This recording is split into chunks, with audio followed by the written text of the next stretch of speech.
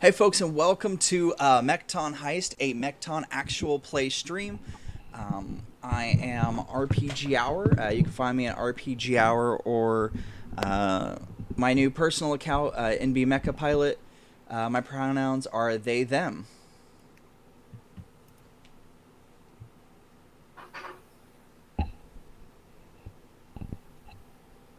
Will. I'm sorry, that's my cue. Hi, I'm Will. My pronouns are he, him. You can find my Twitter at William C. Allen. I am a writer, tabletop role playing designer. Those two kind of go hand in hand. You can find my work in the Eat the Rich Anthology Volume 1 on the DM's Guild, and my YouTube channel where I do completely unrelated Pokemon draft content. Nice.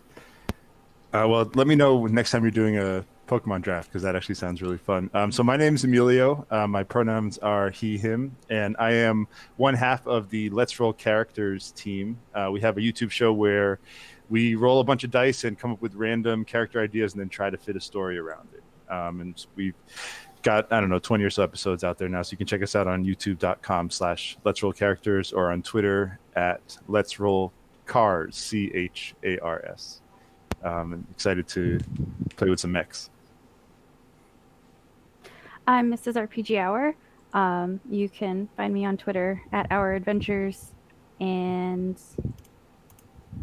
I just do all the RPG Hour stuff. Sometimes I play video games or make cookies on Twitch.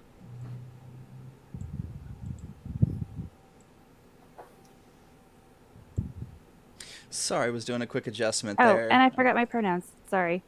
She, her, they, them. Sorry, sorry.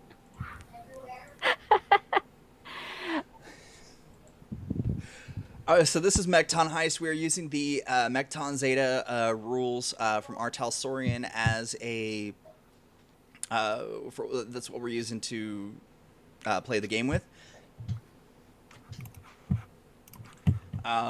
The show is going to be running from today until the end of July. We got a lot of stuff planned. This first episode, and potentially most likely the next episode as well, is going to be background stuff where the main characters aren't directly involved, but it does build up in the world and shows us kind of what the characters are up against because it's about people that they're going to be interacting with.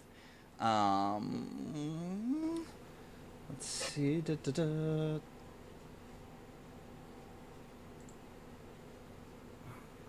Please tell me. Okay. I just realized I was like, I hope our sound is going at the bottom. Um,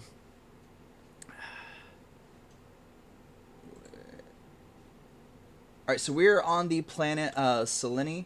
It's a farming colony with a bustling spaceport that is known for its entertainment and friendly nature. It's an independent planet that holds no allegiances, which is why the corporation HII, or Healthy Industrial Implementations, which is known for its medical advancement and its not so friendly nature in regards to planetary needs and needs, was able to move in.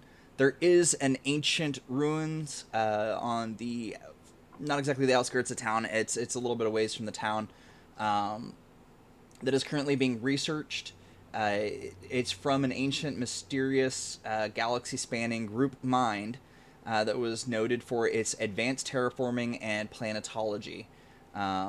It is believed that it was destroyed by class warfare caused by religious differences, leaving behind only legends and robots. And the other notable thing is there is a pirate group that has crash landed on the planet, and they wreak havoc on occasion, trying to rebuild everything that once was their ship and their fleet. I'm trying to see if there's anything else.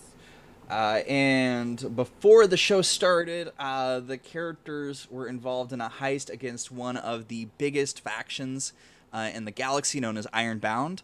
Ironbound is, once you join, you never get out type of organization.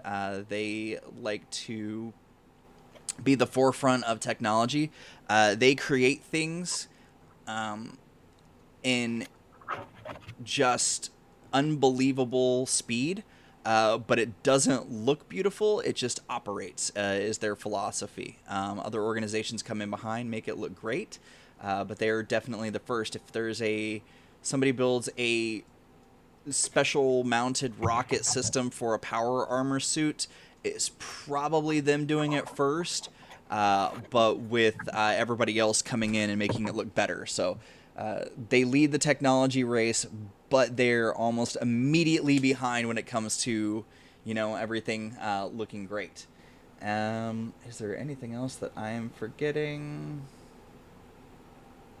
Oh, and for those of you that are fans, a couple of skills have been condensed into one skill. So if you're listening and you hear us like not using certain skills when we do certain actions, due to the fact that we're only playing this for a short period of time, I wanted to limit some of the skills so that the players aren't having to worry about using their skill points and things in places, and so that like everybody has a chance to kind of build and do things.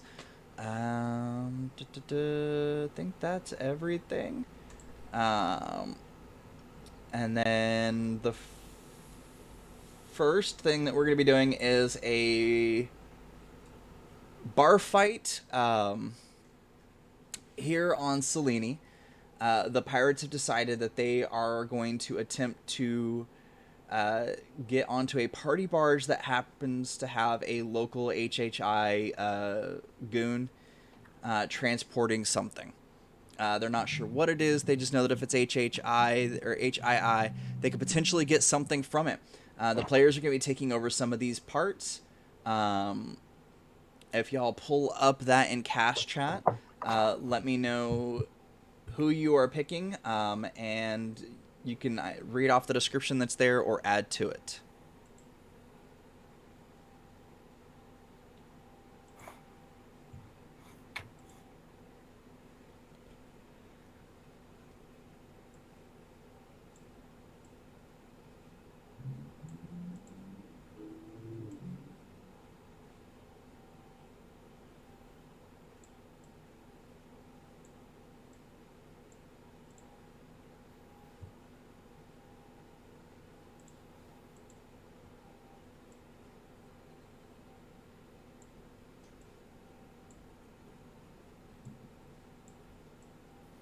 Which thread in Cast Chat are we looking at? It is June 5th background games. And it'll be the Background. first comment under Wills. Got it. Thank you.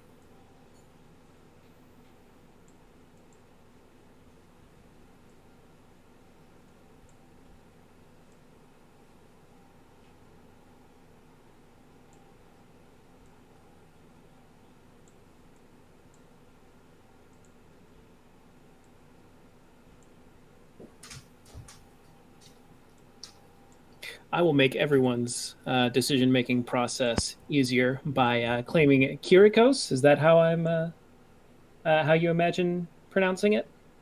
Yes. Also, if you want to pronounce any of those differently, feel free to. All right. Kirikos is a strong silent type. Until he gets around Darvos, they like to see who can steal or disarm the most folks. I imagine that being some kind of competition between the two of them.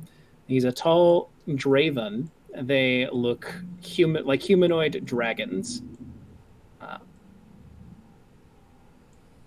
I I imagine him being on the taller side. Not obscenely tall. You're not going to ask this guy to reach the top shelf in a grocery store, but he's got a couple inches on most people.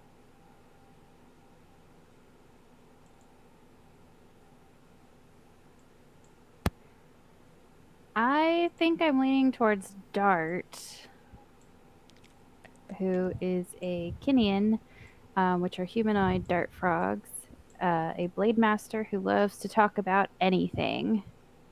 Yeah. Dart frogs are really small, so I imagine this character is probably on the shorter side of stature ranges. Well, if we're okay not having any of us be the, leader, then I'll pick Darvos so that I can, go up against Kirikos head to head. But if we need someone to be the leader, I can play Yara. Nah. I was really Darvos. hoping you would say Darvos, Oh, honestly. yeah. So All right, well, let me tell you about Darvos. Darvos is a Gurren. They are humanoid beetle folk, and Darvos has some natural armor from his shell and body makeup, and some stats and things. And my pronouns are he, they. And I will absolutely be stealing or disarming the most folks. Just throwing that out there. we'll see about that.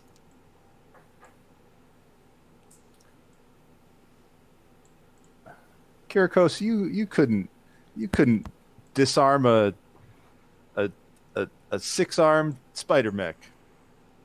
Correct. I could not disarm a 6-armed spider mech. I mean, unless I was also in a 6-armed spider mech, that would even the playing field a little bit. You know what? I'll tell you what. Dart over there. Go and take her sword. Right now. Without her noticing. Shh, shh, shh. I mean, You got it. I get. You know what? Yeah. I'm. Whose sword? What are we talking about? What's happening?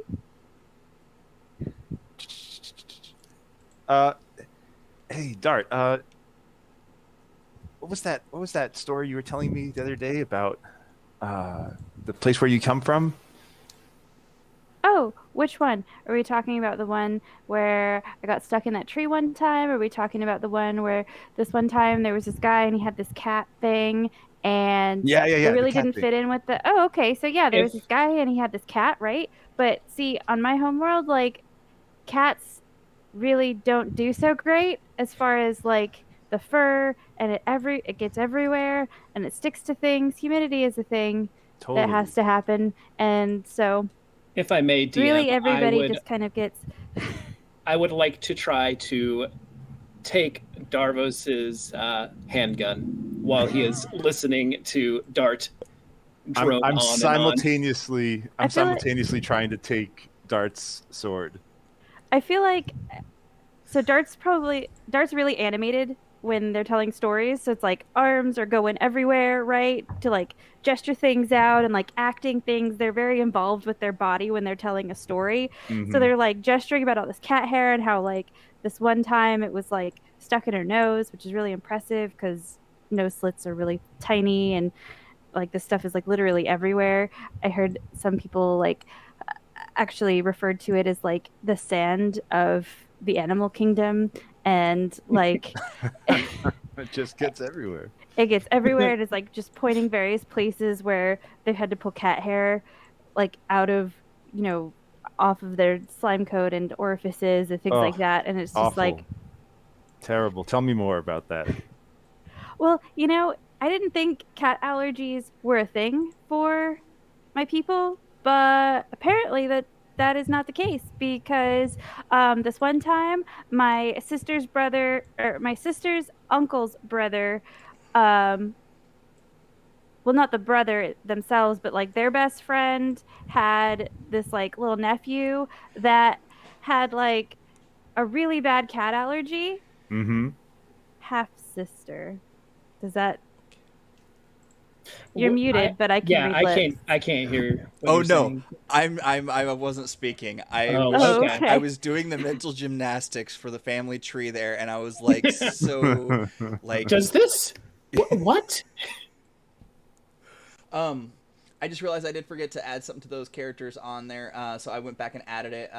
So y'all will need stealth to attempt what you are doing. All right. Are there sheets in roll that we are? No, roll would only let Not yet, me. okay. Yeah.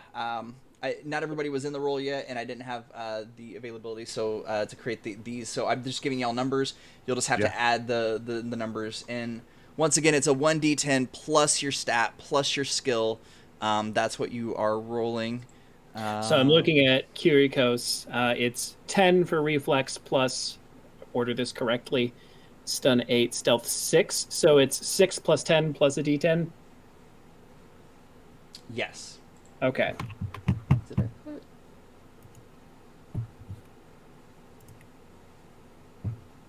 Oh, forgot to add the number, but that's a 26. Oh, ha. I also just realized. You know what might help? A notice check. That's a good idea.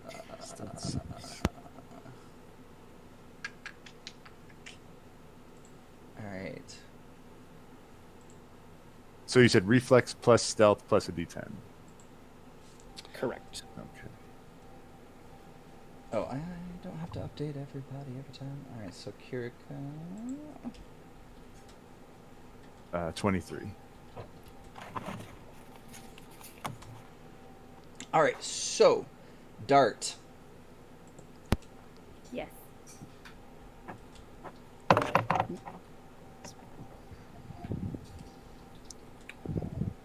So you're gonna do a D10 plus 8 plus 6 to notice what's going on.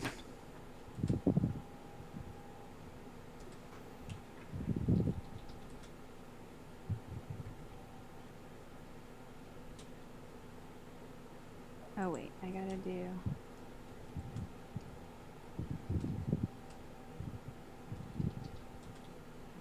I am super bad at using roll.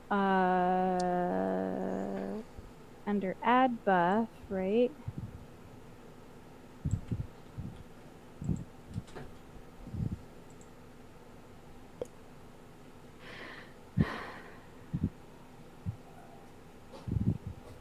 It looks a little grainy on my end. I do hope that those of you out in the watching world are able to see it decently, but in the bottom left hand is the rolls coming from roll. Okay. A D10 plus what? Plus 8 plus. 14. Okay. Are there any other skills that y'all need that I forgot to add? Probably, but I feel like we'll come to them as we get there. Nope, dodge is there. Okay, we all have everything. Oh, good.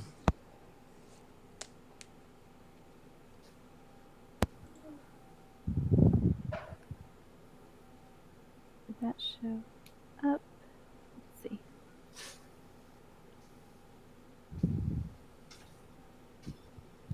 And I'm so sorry, Emilio, you said 23? Yes. Okay. All right, so you do not notice that your blade is being lifted off of you. Great. And then, Emilio, you're going to go ahead and roll your notice as well. However, you're going to get a -4. So, And so okay, so just notice -4 so plus the d10. no, it's your intelligence, which is the INT, which is Yep. So that'll be 6 for me. You'll just be a straight 6 plus a D10 to see if you even notice. And well, you said 20. 26. I rolled the maximum. Yeah, you crit that, so I don't think there's any I way. did roll a natural 10. Oh, so sorry. I completely forgot to mention this. When you roll a 10, you actually roll again until you stop getting 10s. Oh, jeez. Okay. Oh yeah, this system has exploding dice. I rolled a 9, so it's 26 plus 25. That's a 51. No. You would just add the 9. You don't add all the numbers all over. Yeah. Just the 9. All right, sorry. Okay, so then what's 26 plus 9 is 35? 35. Well, I rolled a 13, and I'm sorry about the noise if you can hear the garbage truck outside of me. It's all right. That's all right. We live right next to a highway, so if traffic picks up, y'all will definitely hear something. Okay, so you managed to lift Dart's beautiful, awesome blade, and you get it over there, and then you realize that you're missing something. What? You see Kirikos sitting on one of the bar stools, just twirling your pistol around his finger. For something, Darvos. For just a half a second, I'm smugly turning to you with the sword in my hand, and then I see you sitting there with my pistol. I would say we're 1-1 for today. Fair play. Evenly matched. I toss you your pistol back. Yeah, no, give it back. Hey, Dart. Yeah, what's up? I'll dangle the sword in front Wow, of you. that is like a really nice sword. I think I have one just like it. This is nice, right? Yeah, that's like super cool. Where'd you get it? You know, Oh, did I tell you about the time that I where I got my sword? Like there was this merchant this one time and we were just like walking around like looking to buy stuff and does Dart have any other weapons? Um, let's see. Dart was. Dart's the blade master. Dart actually has multiple blades on them. Let's go for 2. If I may, while he is continuing trying to, I assume, swap the sword in and out of the sheath, what's going on around us? So the party barge is actually one of the party barge that y'all are on is actually one of the larger ones. It goes near the fields that are by some of the outer farming colonies. A lot of the people are actually they've gotten their drinks. They're stepping over to the edges, and they're kind of watching the animals. This is the area where you get some of the natural creatures here that have almost elemental type abilities. This is where you can see a species that is halfway between like an ox or like a buffalo, like just a big creature, and an elephant. They have tusks. They have, I forget what that part is called on elephants. All of a sudden, it's not just a nose, but when they move, they can actually reshape the land around them a little bit. They actually have the ability. So, like, if they're running into issues, they can literally just trample through. Now they can't. It's not like huge things, but they can like make an area a little bit flatter or cause it to go up a little bit. Things like that if they feel in fear. There's also some other creatures that can do a little bit of wind and things like that. So it's kind of a spectacle for people that aren't used to them. And so, like, as it's flying over, y'all's base is actually relatively not too far. You're about halfway between the base and the city right now. And so y'all are used to seeing these creatures because, like, y'all walk out of your down ship and, they're right outside. I think I can see my house from here. There's a bar on the upper deck, there's a bar on the lower deck, and then the bottom deck is kind of like where people store stuff that that's going to be dropped off in other areas. There's small, like, little research settlements and things like that. Some people also like to go and spend time in some of the farming communities.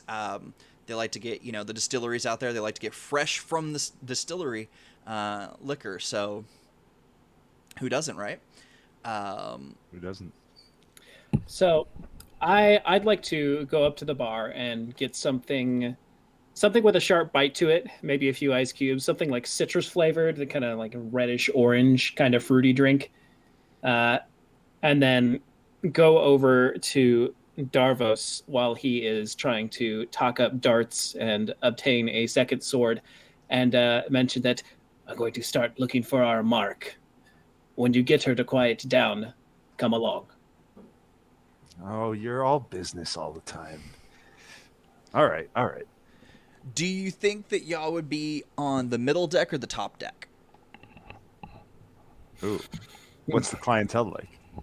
I think that's a good question. I think I'd be starting on the middle deck, assuming that there's a bar on both levels. That's my assumption. I don't know if that's true. Yes. Yeah, I No, want to that's be where right. the people are. this is a party barge, so there's a bar on both areas. They have a small kitchen attached to them as well. The top deck bar is it's a little bit more open, a little bit more festive, so to speak. The one downstairs is more of like a classic, like there's seating at the bar itself. Upstairs is more like you come get your drink and you walk around the party with it.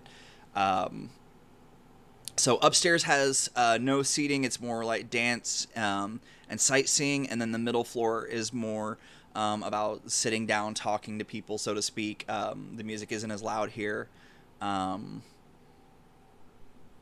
the middle floor also has like little areas like for gambling, for viewing sport spectacles, and it's a fairly large vehicle. It's about in and of itself, it is actually bigger than most mechs, but it doesn't really have real weapons on it. It's defensive weaponry, which makes it easy for getting off of when you're already on it, so to speak.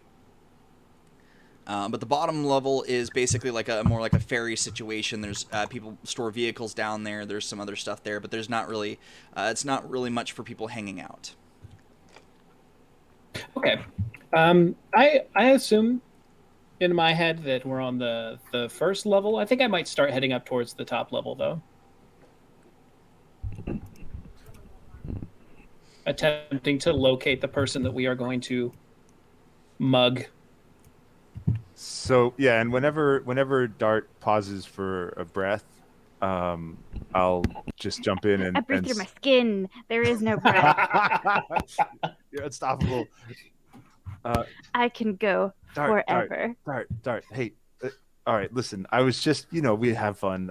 This is your sword. I'm sorry. Oh. Hey, listen. I think Kirikos is trying to get to work here. Maybe we should get back on track with the plan.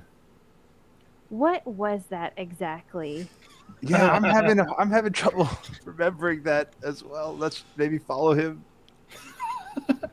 Well, okay, because here's the thing. I have powers of mass distraction. Okay. So we find our mark or whatever, and I'll just strike up a conversation. And if I have to do some fancy sword flourishes, because language is a thing that comes out of my face sometimes, I could totally do that. Totally down. That's Yeah. that's right. That was the plan. Thank you. You jogged my memory. Let's find our mark and do sword Man, flourishes. this totally reminds me of that one time when we were doing this other heist where you guys were like, hey, we should totally split up, and I was like, I don't know, guys, that doesn't seem like a great idea. And then we totally split up and it turned out totally fine, and then we got the thing. That was a good heist. I found that shiny coin. That was pretty cool. It wasn't really a coin. It looked like a coin. Yeah, but it was some sort of little washer thing. But it was really pretty. And I think I might turn it into maybe some jewelry. I could probably get a good price for it if I spruce it up a little bit. It shined up pretty nice. And I'm pretty sure down in engineering there's someone that has some buffing agent where we can get it even shinier. Man, if we could get a mirror polish on this So thing, while that would y'all be so were talking awesome. about that, upstairs, Kirikos almost immediately recognizes the HII. I don't know why I want to keep doing two H's. The HII corporate goon squad. What they dress like is sort of, it's a white top that comes down to about the knees. It's almost like sort of a lab coat-ish type thing, with gray accents. Undershirts are usually white or gray. The pants are white or gray. But the people that are definitely the muscle, you could tell the difference because they have cargo pants style, with strap on, pouches and things like that you, from y'all's experience, that they're actually hiding, weapons and sleep bombs and things like that in there. They've got grenades and stuff like that on the ready. But they look like, to the untrained eye, they just look like scientists going to a science outpost, because it's kind of common around here.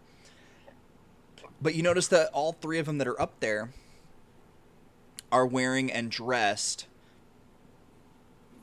Sorry, I've been drinking soda. Are dressed specifically with the cargo style, with the pouches, with the special extra pouches and everything like that. They're definitely armed and ready. And all three of them have briefcases. So this is there are 3 people or there are 4 people at the same table? The guy we're targeting and then 3 bodyguards, or is it 2 bodyguards? Oh no, it looks like it's all bodyguards. It looks like the person Oh, you're going okay. after themselves is armed as well. All three of them Got have it. briefcases too. So there's three of them. They all look armed. One of them is the guy that we're targeting. Okay. Um, all right. I think so. As Darvos actually comes up onto the second deck, there's the music is louder up here, right? Oh yeah. He pauses for just like half a second and then falls into a step where his footfalls match up with the beat, and he's just perimetering the deck and watching them, trying to get a casual bead, not casual, a inconspicuous bead on what it is that they're doing right now. Like, are they just talking? Are they playing cards? What are they up to? So at a glance, the first glance that you do past their table, it almost looks like they are having a business meeting, discussing. They've got the briefcases in front of them. But when you look back again, you realize that something is off about these briefcases. They have handles on both sides. Okay. And one of the set of handles looks more like a weapons slide rail than a normal handle. Briefcase guns. Do I have reason to believe that these are briefcase swords or briefcase guns? Either or, you're not sure. All right. There's nothing to definitely define one way or another, and HII is constantly coming up with little disguises for the stuff that they have. They purchase from other people, dress weapons up, so it can be difficult to say. All right.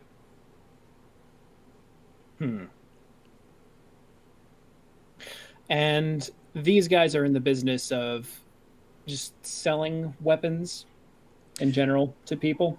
No, HII is more about like pharmaceuticals. Okay, that's right. I remember you saying that, I think. But it's also just general health stuff with them. They do a lot of like on the ship that y'all have. There's some life pod type things where you just step in and it's an all-in-one. It's a bathroom. It's a place to sleep. But it's not very big. It's like a 6x6 room. So like, you know, some people like they get in and that's it for them. They can barely turn around. But others, you know, it's a little more comfortable. But it's very much like they build stuff like that. Like they're the Okay. reason that stuff exists, because you can go to sleep, wake up, and oh hey, that wound that I had on my leg, like that's instead of having like a full on med bay, your sleep pod is your med bay. They're the type of people that develop that stuff. And so you've seen their logo, like the ship that y'all have. That logo is in a lot of the like med bay type stuff that y'all have. Okay. Are they wearing any kind of like? Is there a logo on their briefcase or on their clothing or something that would identify them as HII? Oh, absolutely. All right. HII is like umbrella. They're hiding in plain sight. Like they don't care that people know who they are. All right. So they build medical equipment. Okay. Kirikos knows the plan. As Darvos and Dart laid out so eloquently, though Kirikos did not hear it. I need for Dart to talk to this guy. So Dart and Darvos are not up here yet. I am going to approach the table and directing at not necessarily any one of them because they all look fairly dressed similarly. Start engage him in conversation, some sort of like, thank you for the work that you do kind of thing. You know, my sister was in a horrible freighter accident, and something along the lines of their equipment that they developed was able to, you know, save her life. Not only save her life, but help her recover from what would have otherwise have been a life crippling, like rest of her life crippling injury. And just trying to keep their interest while I await for the other two to catch up. Okay.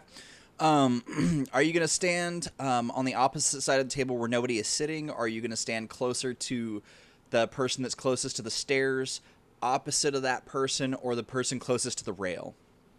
I think center opposite. I'm not necessarily standing closer to any one of them in specific. I want to keep them as equidistant as I can, So but like within reasonable talking distance. they're sort of towards the rail. There is some distance so that people could walk behind the table and everything like that.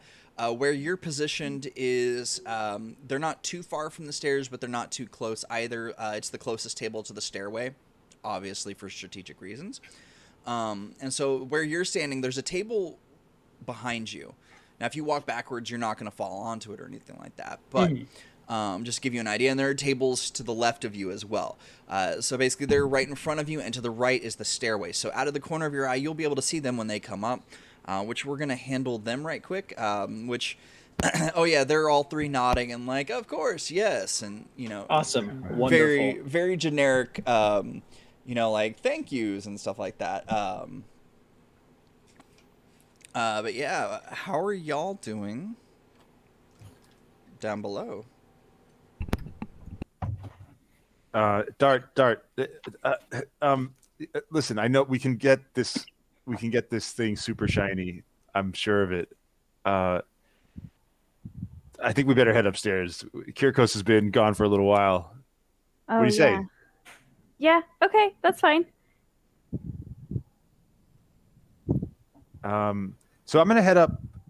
I guess I'll head up first, and I'll the first thing I see when I get up there is Kirkos like chatting with these guys, right? Yeah, no. As you come up, the first thing that you get is just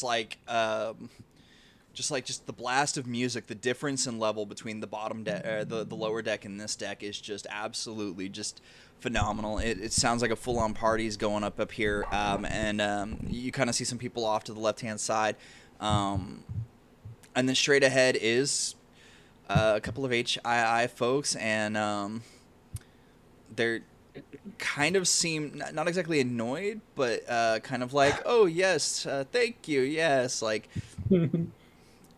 I'm gonna act like I'm not walking with Dart, and I'm just gonna walk right past Kirkos and head to like if there's a bar or an empty table, sort of maybe 20 feet away that I can keep an eye on things from.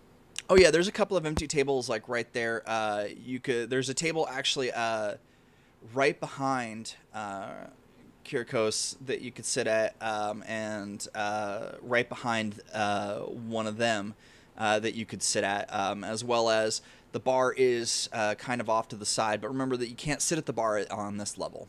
Mm-hmm. So I'll go to the bar and order a drink with the plan of bringing it back to that table. Okay. And Dart, what are you going to do? Oh, I was going to say that Darvos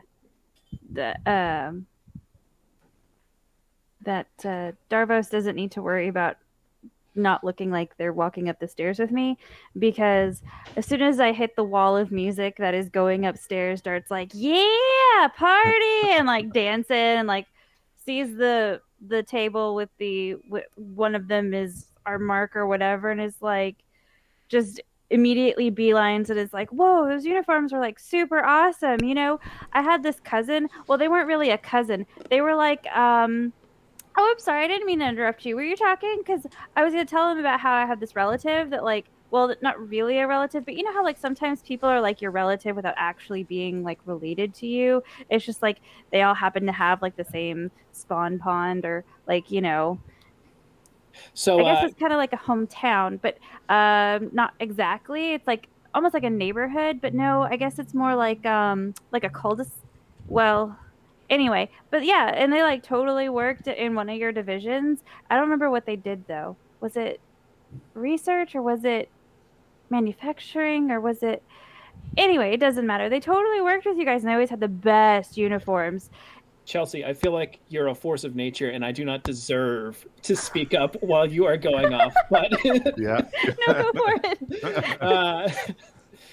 So Kirikos, as this starts, he's gonna like do one or two of those awkward trying to get a word in and making it obvious like he's trying to get his sign off on the conversation, and just kind of take a few steps back and do like a bow thank you again like word to these guys, and just let Dart go off. Wise decision. And I think I'm gonna go over towards Darvos as he's getting his drink. You do notice that, like, as you start to walk away, one of the guys at the table starts to like get you back. Like, your conversation seemed like, This is much better than this. yes, like they kind of, Wait a minute. yeah, but they, So I, you know what? I think I'll is it possible that I could like come back and get this guy off to the side to continue talking to just him? If I could like kind of like we're throwing these two other guys under the bus to Dart's assault, but just kind of like pull him off to the side, maybe separate him from the other two a little bit. it's a possibility. Do you want to try and do that now, or do you want to try and get a drink and come back and do it? I think I will give him like a 1 second and then go and get a drink. And as I'm passing Darvos, give you a quick. I think we've got about 2 or 3 minutes of this before they start to lose interest. So Dart, when you walked up behind them, did you walk up right behind the one that's at the stairs, behind the one that's on the railing, or the one that's a little bit closer to the dance floor? So when Dart comes up, like up the stairs, sees the uniform, like whichever one is closest to the stairs, that's the beeline. Okay. And like I feel like Dart is a very personable entity, and frogs have no concept of personal space. So they're like, "Hey, buddies, how's it going?" Like talking to him all while kind of grooving to the music at the same time. Like definite invasion of personal space a little bit. Yeah, Dart has 0 social, so that fits in 100% because Dart doesn't know social norms.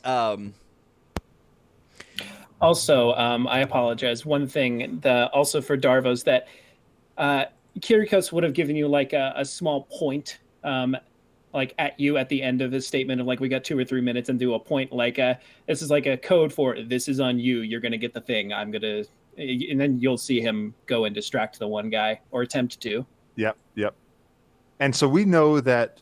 Have we identified that the person closest to the rail is the one that has the stuff, or do we not know which one is the? You don't know exactly. If you want to attempt to try and see if there's a noticeable sign, you're more than welcome to roll. Okay, because it seems like we have a mark, but it seems like they're trying to make it look like each of them could be, they're pretty similar looking. Oh, absolutely. There's like decoys. Yeah. Okay. I suppose I should also make that roll because I suppose Kirikos wouldn't know for sure either at this point. So it'd be your intelligence plus notice, which for the two of y'all is a 10. And you're trying to beat a 15. So D10 plus 10. Okay. D10 plus 10. That's a 10. That's a 12. 10 plus my 10. So 20. Okay. And you get to roll again. Roll again. And Let's see what the total is. That's a 5. All right, so that's gonna be a 25. So that 12 doesn't actually hit. So what you do notice is what I said earlier, Will. However, Emilio, your 25 breaks a whole nother level. Like that goes up 2 additional levels of difficulty. So for the folks at home, I'll set a base difficulty number. And anytime that a player actually beats the next difficulty or additional difficulties, I like to add additional things that they would have noticed or seen on them. You do notice that there is a difference in the briefcase. It is ever so slight. The briefcase for the person closest to the dance floor and the person closest to the stairs, their briefcases are actually a little bit smaller. And the handle that is doesn't look like the weapon rail. It doesn't look like it fully is. It doesn't look like it's fully functional. It looks more just for aesthetics. It looks like decoys. It looks like decoy. But you can't see the handle on the guy by the rail. Um, but you could see that his is bigger, Mm-hmm. and it almost looks like the weapon rail on his is like a secondary, like that was the decoy part of his briefcase, versus the others that looks like the primary part of their briefcase. Okay. Okay. So you notice those details. They're a little bit slight. It was something that wasn't wouldn't be more. It would not be caught as easily by others.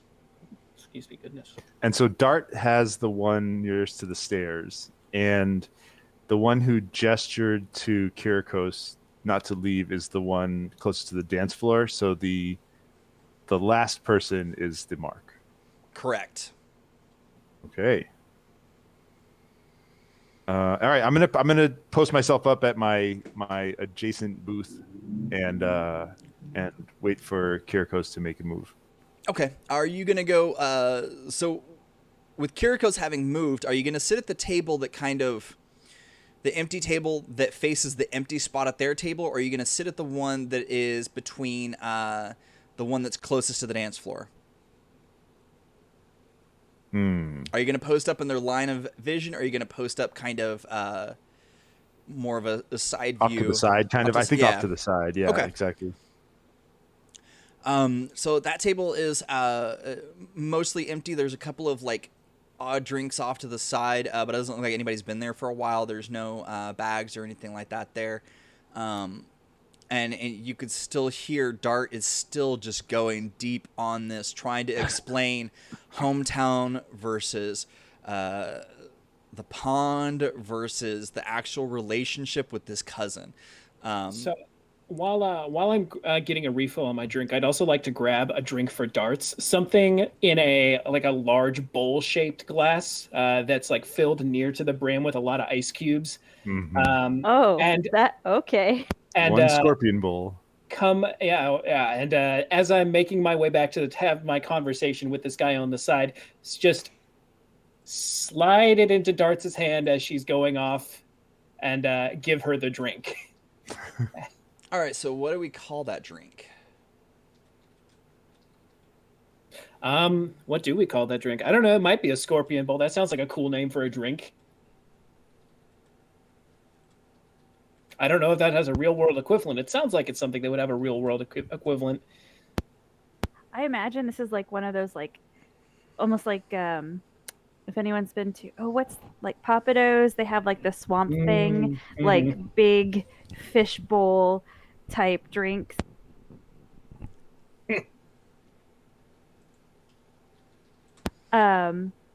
Yeah, no, they're something. like Oh, something that would make a big mess if it was spilled on somebody. I Ooh. mean, yeah. Like this is a recipe for disaster. What if it's called the pond scum? That sounds Oh good. yeah, And perfect. it's a very dark green, and it's a little bit slimy.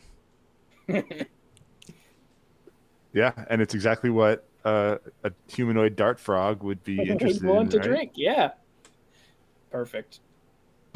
As soon as the glass is in Dart's hand, they're like, "Oh my gosh, I love these." I know for some people it's like a textural thing, which I never really understood. Like, do you guys have any textural things? Like, I know some people don't like tapioca or sometimes jello or spaghetti or like, oh, there's this thing on my homeworld. It's like the best, but it's like kind of a weird I guess so like what species do these uh guard guys look Sorry, like? they are humanoids, Okay. or they're humans, but they have some cybernetic modification. Oh, okay. Um, I was like, so I guess it would kind of be like with what I know of humans, which oh my gosh, I've learned like so much over the last like 5 years about humans. It's like I feel like I could write a book with everything I've learned. Anyway, but like I guess it would be the equivalent of like what you guys call nacho cheese sauce with marshmallows and Doritos, which apparently is something that you should totally try. But like anyway, so but what you do is you take so it's hard to translate into like a universal like thing because these are like really local uh ingredients for this thing. But anyway, so it's basically like you get this bird. Bird, I think, is the right word, right? So you take this bird and you take off all of its leaves, and then you have to, like, of course, like, get all the inside stuffs out of it, right? Because you don't necessarily want to eat that stuff, though some people do. Some people think it's a delicacy, and like they like make it, and it's like really expensive to get it like certain restaurants because it's like this high dollar thing. And Does Kirikos get the other guy off to the side? does he Sorry, escape? yes. I just rolled each of them a stun check or shock check due to the description of that, and they actually all passed. They all look a little bit green, but yeah, no, you're able to get that one. Like he picks up his briefcase and kind of steps away. I would like to, like heading over to are there any like freestanding walls that are just kind of like decorative, something you could lean against nearby? Or is this just like a flat space with the bar? No, the area around the stairs and towards the back part, it's a little bit more of like a fine dining area, and so like there are walls there to kind of separate from the dance floor and everything like that. I would. Oh, sorry. I was gonna say there are also sound barriers. Like when you walk behind them, you don't hear the music as much as well. I would like to position, like the way that I lean against the wall would suggest, due to like the nature of conversation standing across from each other, that he would have his back to the table where Darts is talking. Oh yeah, he's gonna join you. Right quick though, Dart. Was your plan to spill this on anybody, or were you just gonna drink this? I mean, I'm sure I mean, they don't pause to take a breath ever, but they'll just like take a swig of it while they're talking. But of course, the way that they speak is very animated and very in your face.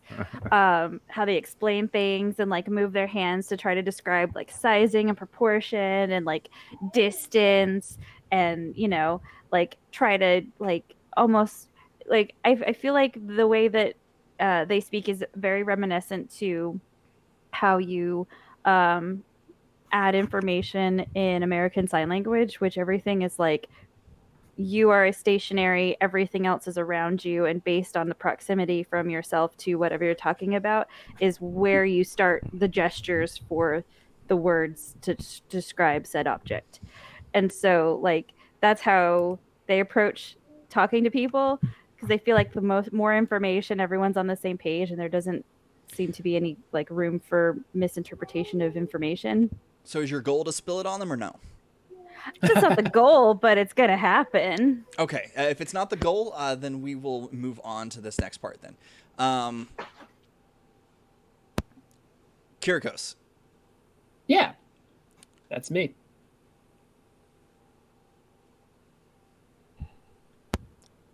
What are you going to say to him? I am going to ask him. I'm going to tell him that, I kind of finish off the conversation properly that we were having before and ask him what it is that brings a couple or a group of y'all to this spaceport, to this party barge. Is this like a vacation for you guys? Oh no, we're going out to research base 019327 FHA. It's on the outskirts, kind of out there. Basically, it's the farthest out point. If you go to the ruins in the city over here, and you kind of like keep going on the map at an angle, we're kind of just way out there. It's a nice little place. Overlooks the crystal mines, but yeah, no, just heading back there. Spend some time in the city. I look over the edge and take a sip of my drink. It is a nice planet to be out in the middle of nowhere of. Oh, absolutely. I don't think you've gotten to check it out yet, but if you have, there's a very beautiful Well, I don't know how to describe it. Actually, I don't know. I guess it's a shipwreck. That not this party barge gets near, but there's another party barge uh, out of one of the settlements. It's a much smaller vessel than this, and it kind of goes right over some kind of a shipwreck. Sometimes you can see people there. I don't know if they moved in or what, but Really interesting. Say, my brother is in salvaging. If you could, would it be possible to give me, and I take out a little flip notepad, give me some idea of like a common point on this journey coordinates that I could give him to check the area, something along those lines. Would that be too much to ask you? oh no. And he points it out, and it's y'all's wreck. Yeah, I expected that. And it's you recognize the party barge that he's referring to. It's mostly just locals, and they're people that y'all trade with, or at least you trade with their families. This is the kids. This is like their, oh, it's the weekend, let's get away. And so they pool their money together and rent this like tiny party barge. It's a single level party barge. And honestly, you're not sure how it's still running. One of the games on there is to see how long you can hold onto your drink, because every so often an engine will fail and kind of like sputter, and so the ship kind of like does like a little wave. And so you know exactly which one he's talking about, but it's usually locals. I'm gonna write down like a few. So I know the coordinates of where our ship is wrecked. I'm gonna write down like a few coordinates with question marks that are like definitely off the mark, but in that general area as like a, yeah, we can triangulate from this and try to chat him up about what kind of research he seems interested in. His research, that's probably something he cares about in Kiriko's eyes. So like, not ask too prying of information, but he's like trying to get him on the track of talking about the work that they're doing, hoping that's something that'll get him spurred on. While Kirikos waits for Darvos to find his opening. Yeah. Well, so I'm watching Dart to whenever that spill happens. But actually, what makes sense here, because I'm trying to figure out sort of the positioning. So, is the case is on the table in front of the mark, or it's like on the seat beside them or on the floor, and is it possible to come up behind them, or is that where the railing of the staircase is? No, there's enough room behind them to walk up behind them. But the only thing that they have on them besides their weapon pouches, or what is normally a weapon pouch, you can only assume because you can't see into them, is the briefcase in front of him. In front, on a table, or on the table, the floor? Yeah. On the table. They've Okay. got them on the table. Anytime that they do anything, like they'll like act like they're gonna open it and talk about stuff like that. That's kind of the general like what they're doing right now. Like, right now what he's doing is he's actually kind of turned to the side in his seat, and so it's in the corner of his eye, but it's the briefcase. But the other person sitting on the between you and that table is looking straight down at, not looking straight down at the briefcases, but the briefcases are very much in their eye line. In their eye line, yeah. Okay, well, I'm gonna sit tight and see what Dart does for another 30 seconds. Back over to Kirikos right quick. So he's actually going to set his briefcase down on the ground and start talking to you. He is also a bit of an animated speaker. And he's going to start talking about a new form of terraforming that they're developing that will actually assess life forms already on a planet and help to create environmental areas where they can still live and exist, unless the environments are just too different. Because right now their form of terraforming is they drop some bombs on a planet and it starts like creating massive amounts of nitrogen and oxygen or whatever needed, and it changes the atmosphere. And that's what HII does to make sure that we can continue to colonize planets and do bigger and better things. He's very proud of those. Like he You're pretty sure he may have been on one of those teams, those design teams. Nothing like a proud colonizer. Yeah. No. Yeah. Yikes. But he's talking about how it's going to be able to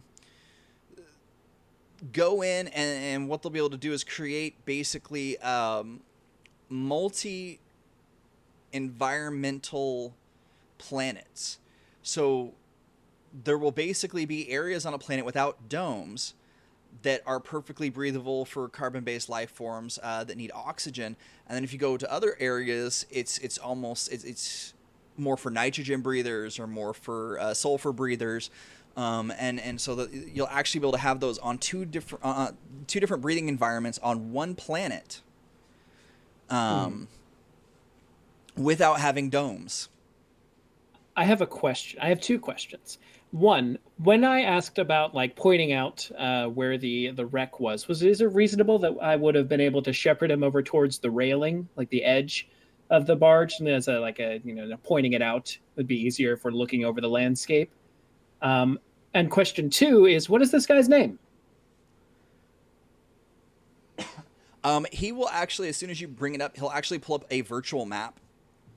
Okay, that so works. he won't go anywhere near the railing that you can see. He'll stay kind of right there, which puts it puts him near the staircase. So he's kind of in an in between place.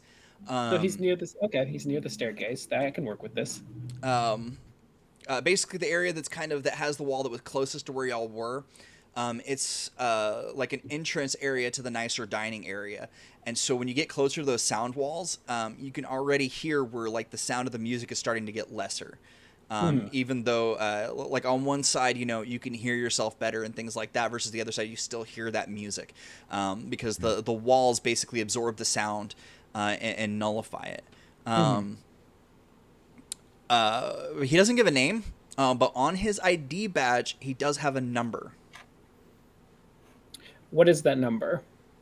It's 133A, the letter A, and then 8. Okay. That I'm good. Sorry, Chelsea, I stole the spotlight right from you when it was coming back. Oh, don't worry about it. You are mostly through with your drink. You've spilled a little bit here and there, but it's predominantly right there for you. Dart is now talking about how she's like, oh yeah, did you notice I've had this drink this whole time and I haven't really spilled any of it? It's totally a skill that I've been developing over the years. Just because, the way I talk, it's very, big and out there. But, I don't really mind it so much. But sometimes it can be a little troublesome, like on people's carpets or flooring or clothing or, scales, shells, skin, webbing, slime.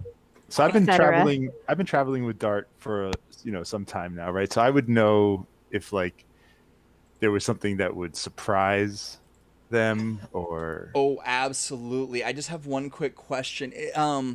Dart, is pond scum an alcoholic drink, or is it just a refreshing drink? And is it something that you would normally have to be worried about getting intoxicated with?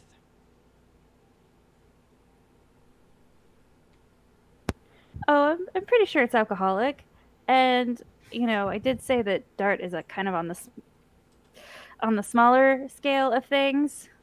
So, that and frogs are notoriously sensitive to their environments and contents of their food and drink. So, take that as you will. You could As an aside, I was going to say, go ahead. If this is a play that we have run before, and Kirikos knows that alcohol will be beneficial to the situation, he would have asked for it to be alcoholic regardless if it is or not normally. Okay. Yeah. You ordered a second shot and just poured it right in the top, right? None of y'all had none of these characters had the skill resist torture and drugs, which is also used in regards to resisting intoxication. But you all do have a cool stat. So let's go ahead and get a cool stat roll from Dart. Your cool is a 6. Um, That's a cool frog. Dart's so cool, y'all. So freaking cool. Yeah. So it's cool, and that's it? Or yes, it's just you don't have anything to add to it, so it's a 6 plus a d10. yeah, 12. So you actually don't manage to get high enough to not be intoxicated. Yeah, I think that's about right. So you kind of come to the realization that you've been drinking a little bit more than you should have, and the pond scum has made you a bit intoxicated. So you can handle that how you want to. And it has become obvious to both of y'all that Dart is becoming intoxicated. Right on schedule. So Dart is the I love you man drunk. So like hugs all around. Like, did I ever tell you guys how awesome you are and how like super cool you guys are and like how I totally admire the work you do and like you guys are just amazing, beautiful souls and Is this also when Dart likes to choose, or is this when Dart likes to talk about how they chose their name from the classic Three Musketeers story, and that Dart is actually short for D'Artagnan? oh yeah. And then once they get on that spiel, they pull out their sword and they're like, check out this shit. This is the coolest stuff ever, and starts like doing badass tricks drunkenly, haphazardly. Being a master, though, I think they probably do a pretty good job of it regardless. Yeah. Oh, while that's happening, can I make a grab for that stray briefcase that's been put on the ground? Absolutely. So I'm going to describe what happens as soon as Dart stands up and starts like showing off, or not stands up because they're already standing up, starts showing off their sword skills. When Dart actually did, in addition to like learning the sword and like being really enthusiastic about it, they also, because of the classic human story, Three Musketeers, learned French. And is now like rambling in drunken French, like lines from the novel and stuff. And what does that sound like? As someone who does not speak French, yeah, But you're part French. yeah, part French. I took 6 weeks of it in 6th grade. Like, no, thank you. Parlez-vous français? No.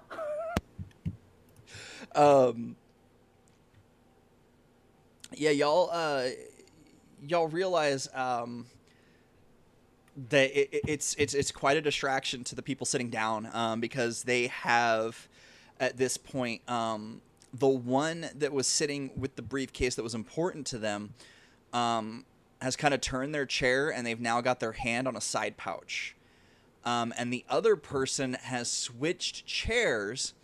And they are now sitting in the chair that's directly across from the person with the briefcase, and they've moved their briefcase over,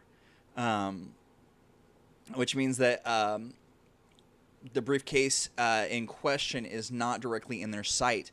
And so, Kirikos, you see this. What are you going to do to try and...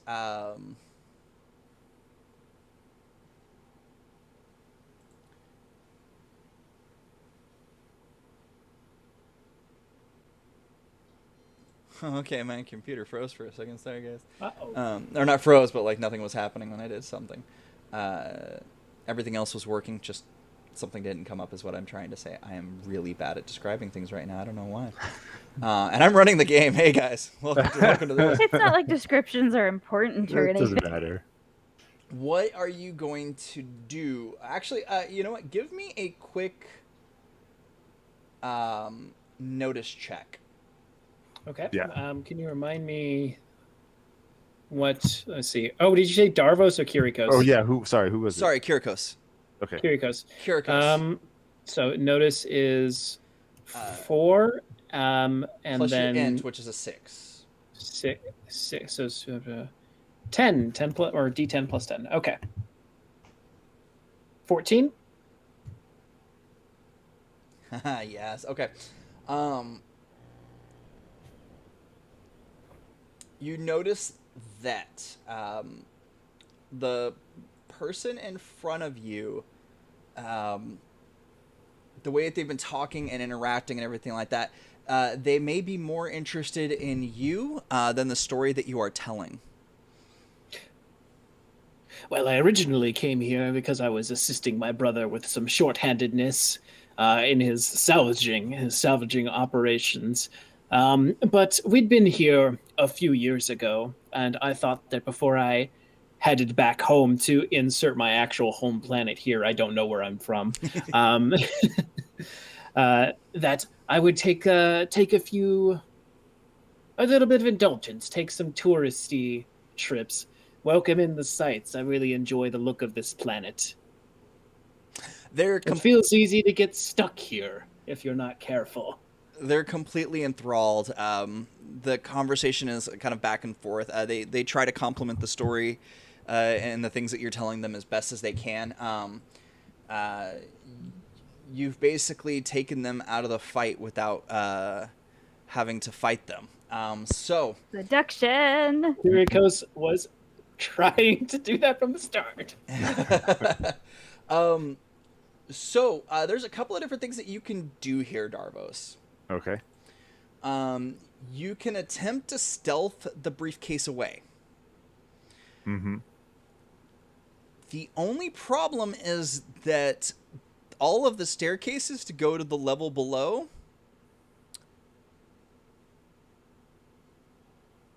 are in the direction where Dart is. Mm-hmm. Now, technically, you could walk the long way around the bar that's in the middle of this area, and go to like the stairs on the other side. But that does mean that the person that Kirikos is talking to might be able to see you because all of the stairs is on the along the wall set that they're talking on. Mm-hmm. Is there like a kitchen or a back room, a restroom, something like another area?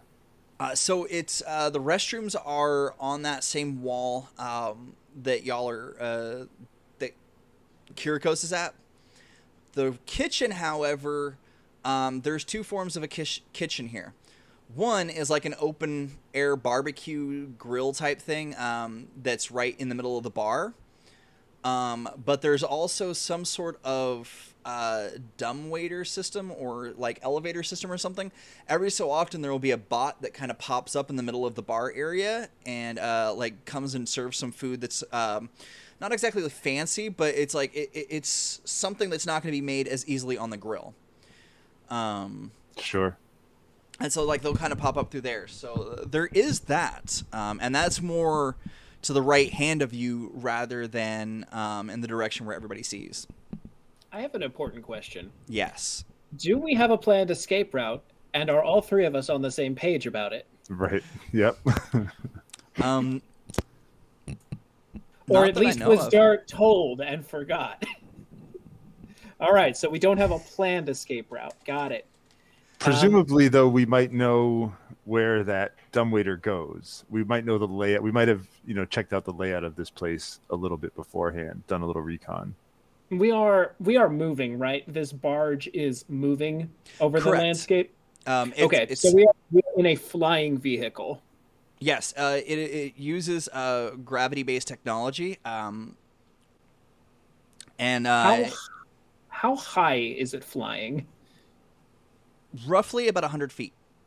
Okay. Do I know, and would I have maybe noticed from the map, like the digital map, if there are any bodies of water on our route?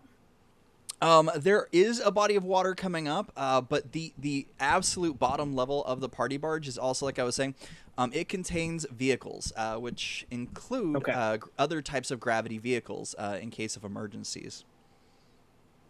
Okay. I think I see where you're going here, and I think that's brilliant.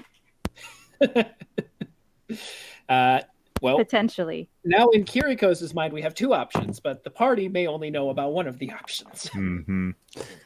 Yeah, well, Darvos is gonna, make the play to get the briefcase and get it into that dumbwaiter.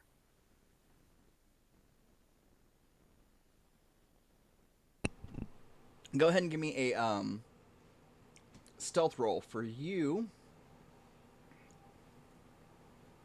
Where did stealth go?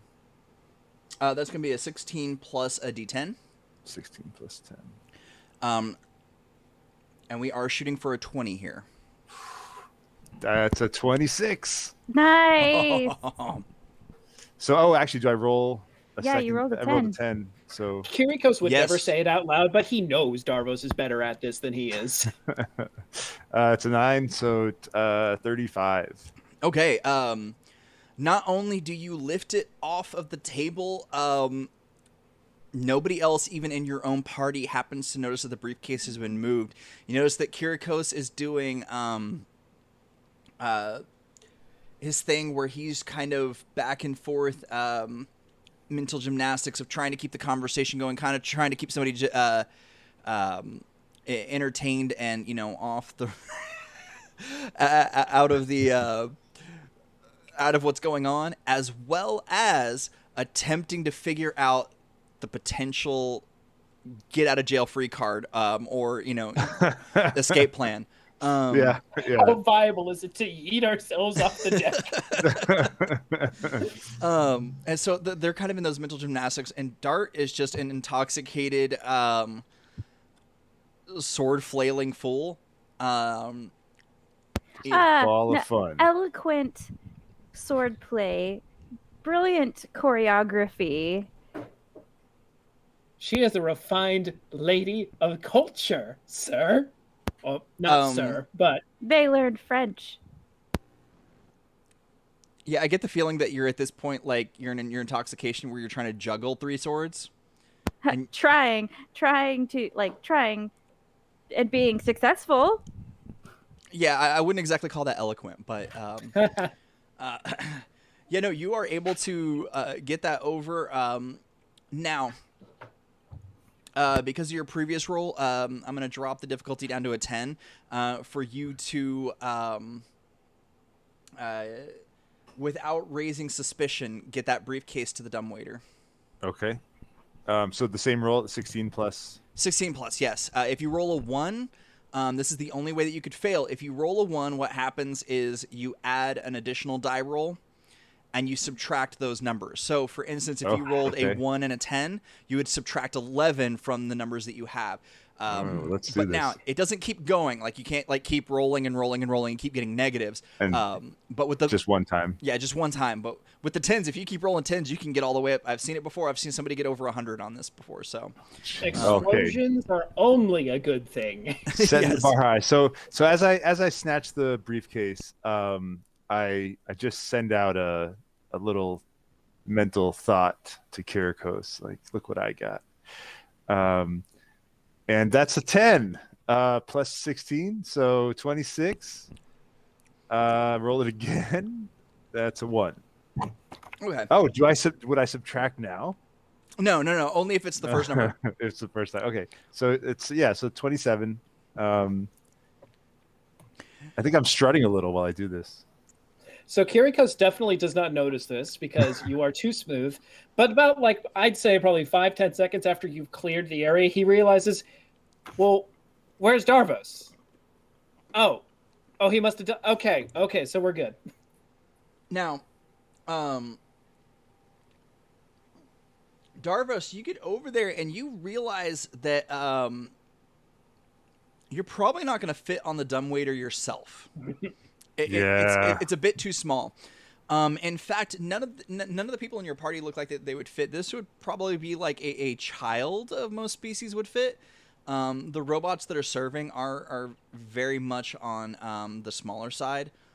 And in fact, okay. one comes up at the same time that you get over there, and you realize what's happening is they've got the food above them, and they like stand up and extend their arms out and extend their legs out. They're compacting to get on this. It is more than big enough to fit the briefcase. Because it's a whole tray of food, but it's not. You're not gonna be able to slip down that way yourself. So you could send it down, and it's got two options. You can go down to the kitchen, or it has an option to go all the way down to the very bottom, and that option is for staff dining. Sorry, I kept wanting to say staff kitchen, but no, staff dining. So where are you going to send it, to the kitchen or the staff dining? The bottom is where other vehicles and like storage and stuff is, like the ferry, the bottom of a ferry section is, and then that middle area is right behind the bar that y'all were drinking at was the kitchen. You can see the doors going in and out. So it would just depend on where you want to go. Let's send it down to the bottom deck, and I'll try to like make sure that it's bundled up with sort of the other stuff that's getting taken back down, so that it doesn't look out of place at all. So I don't know if it's like a tray of food, I'll try to kind of tuck it in with the plates and things to make sure that it's there's a container of oh man, I forgot what the term is, but it's basically like uniforms and rags with blood, and like, you know, somebody actually cut themselves, so you know, all that they're doing that. No, it's not laundry. There's another word for it, and I'm trying to remember, because you even have like the biohazard symbol on the container. It's in my brain and I can't pull it out. But no, so there's an entire thing of that, so you'd be able to disguise that and send it down. That would probably be something that would show up on that bottom level. Perfect. Let's send it down to the bottom, and I'm gonna do this, you know, so smoothly that before anyone even notices, I'm at the bar with a drink in my hand, just leaning, just chilling. So, seeing this, Kirikos is going to let out a little smile, and then he's going to attempt to feign air sickness from a combination of not doing well with heights, and as he proffers it, and like maybe the drink is not agreeing with him. He should not have had what he had for dinner, and then he consumed alcohol. And inform his friend that he needs to make a quick trip to the restroom. If he wants to stay here, I'll be back briefly to continue our wonderful conversation. Don't lose hold of that. And I point down at his briefcase to making sure that he knows that he set it down freely, and that he might slide around or something like that. And then, nice. And I'm going to take her with me. I feel like I owe your two friends that much to try to extract her from their presence. It's not exactly fair that you got rescued and they had to take the heat, but I'm glad that we got to have this conversation as a result. It was a wonderful exchange. A smile comes across his face, and a little bit of a blush, and gonna like fix himself. I'll be waiting. Do we have like the equivalent of a cell phone or something? Yes.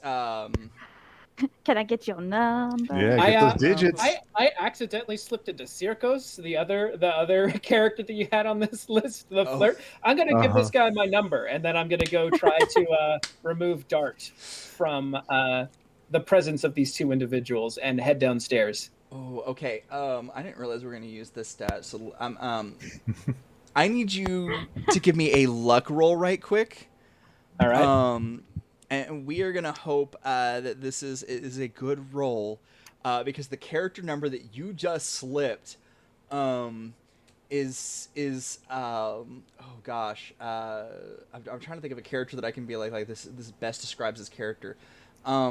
They are the quintessential bard. They are the quintessential the problem is like they are a highly trained sniper, but they hate being the sniper because they're like, but there's no glory. I can't flirt with people. So on missions, like, they're the worst person to have around because they'll be right in the middle of things like flirting with people, trying to get people's numbers, like, and they will literally just walk in with like their full-on sniper rifle on their shoulder, sometimes talking to people, like being like, oh yeah, I'm on a top secret mission. Like that's the kind of person. So as soon, like, this person's not only gonna like put it in there, like they're gonna message and be like, hey, this is me. We were just talking.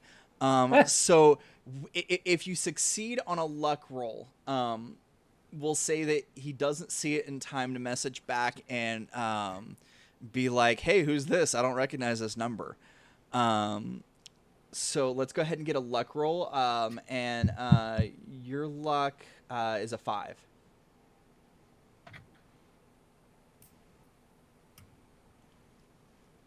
Oof. 7. Oh. You get about halfway down the stairs with Dart, and this person just becomes irate, and they start running after you with Oof. their briefcase in hand, which causes the 2 other people at the table to look down and notice that their briefcase is missing. Look, we got further than I thought we would without something going wrong. So this is a successful mission so far. We haven't shot anybody yet. So yeah, no, y'all are about halfway down the stairs. And we're actually going to go into initiative now. Oh yeah. Oh dear. I changed my dance club ambience music. As far as these guys know, I am not involved, by the way. But that's true. It is, which is going to give you kind of like a little bit of an upper hand. So let's see, trying to make sure that there's no.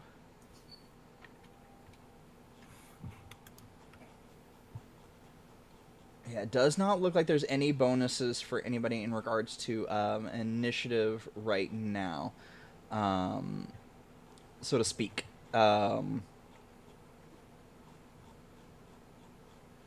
Is there any bonuses for that? No. Scrolly. Yeah, I don't see any modifiers that would really cover everything. Y'all are in cover, so y'all will get like a slight bonus for the stairs in regards to attacks while you're there. But outside of that, so it is a straight D10 plus reflexes roll. Oh, we're good at this. Yeah.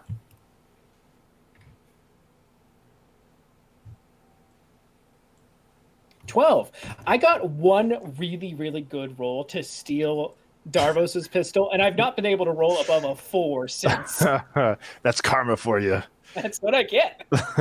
You know what? We're still tied 2-2. You got the briefcase, you got the sword, I got the gun, and I got this guy's heart. And his number. Yeah. That's an 18 for me. I'm at 3, but I'm counting that as 2. It's not a material object. I got an 11. I lost my pen. Oh. Oh no.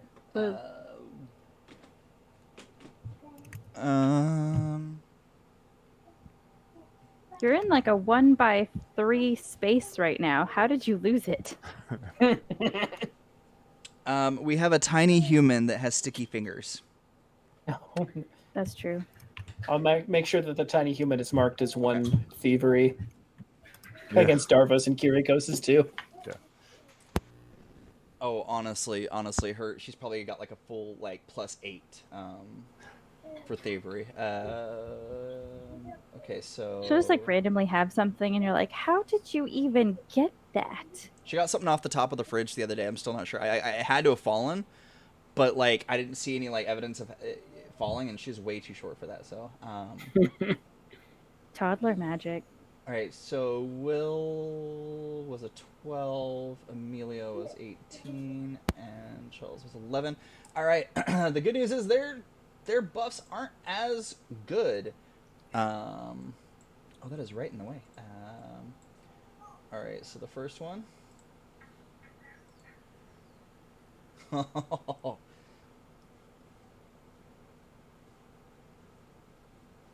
right, so he's going way low on things. Okay, so he's not too bad, and they did not do so good. All right, so the one that is missing the briefcase is the 5. The one that Kirikos was flirting with is a 9, and the other one is the 6. So that is their initiatives.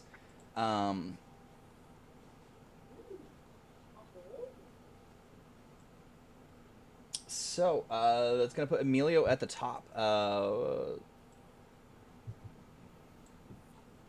Dang it! Is there like a hold action? Oh yeah, you can hold your action if you want to wait to see I what think others are gonna so. do. I I just see. wonder Well, if sorry, I just wonder if it'd even be like beneficial for you to be involved in the combat because yeah, if the two of us are in combat, they're distracted. yeah. Um, I think I'm going to. But they're blocking the stairs. There's another staircase though on the other side, right? Yes. So there's Yeah. the staircase that y'all came up.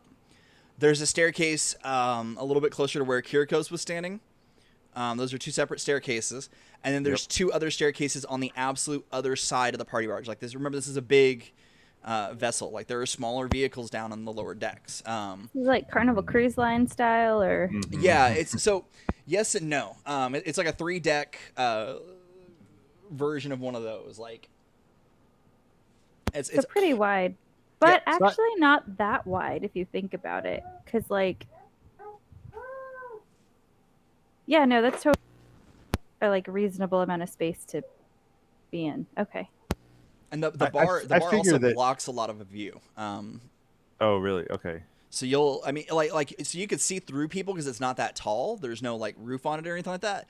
But Yeah. like with the people walking back and forth, grilling, serving drinks and everything like that, there is a Yeah. bit of a distract. Like it would be very distracting to try and. Yeah, and that's right in the center of this floor, this level. Yeah. So my team can handle this. And so I'm gonna just maybe looking a little concerned that there's something going down. I'm Can gonna oh, yeah. I was just gonna say I was gonna just like kind of look a little miffed and that my fun is being ruined and start heading in the other direction. can we say that your action is answering your phone? Because as I am next, Kirikos is going to call you really quick Okay. as Okay. we're fleeing down the stairs. That works. Yeah. I think I'm next in initiative, right? Yes, actually, you are. I'm going to speed dial Kirikos and get to the bottom deck, get the ship, pick us up. We will distract them. Click. Yep. I'm headed that way. Um, so what do I have? Because I see that I have stun, I have a handgun, I assume, I have blades. Hmm. Do I have anything else on my person, equipment wise? Like, do I have smoke bombs? Do I have something that I could use to obscure vision? If no, that's fine.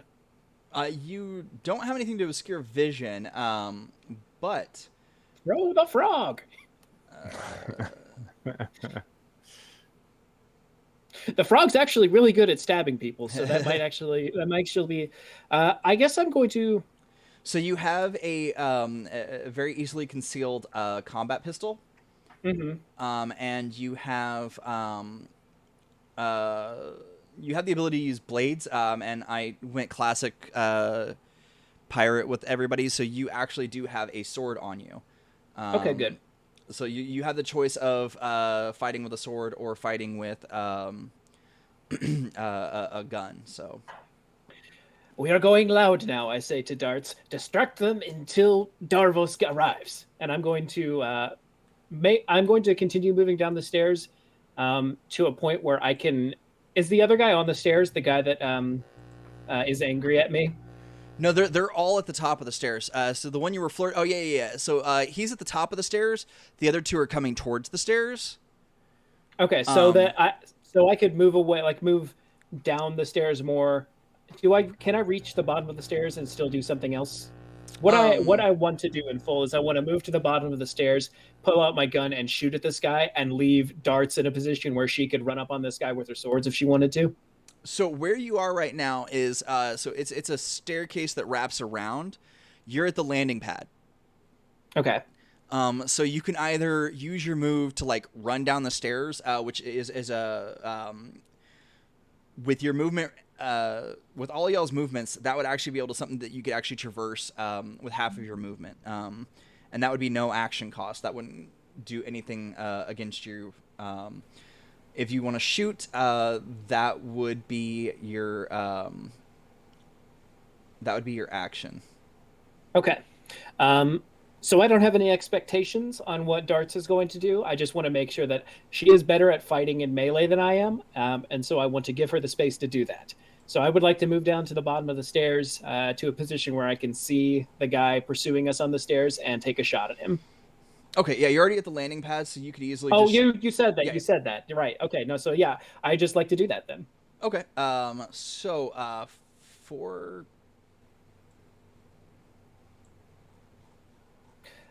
So the way that it works is that you are going to roll reflexes plus.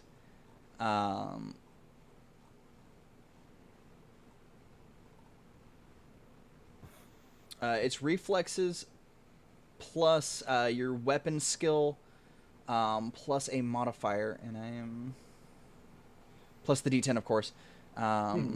I've lost the weapons chart. I have it. What are you looking for? So the pistol that you have is the combat pistol. There it is. So you also get to add a +1. Your WA. Whenever you're rolling for combat, you add your WA, which is your weapon accuracy. So this is all weapons have this. Some of them add to your weapon accuracy, and some of them take away from it. So so it is Should be plus 12.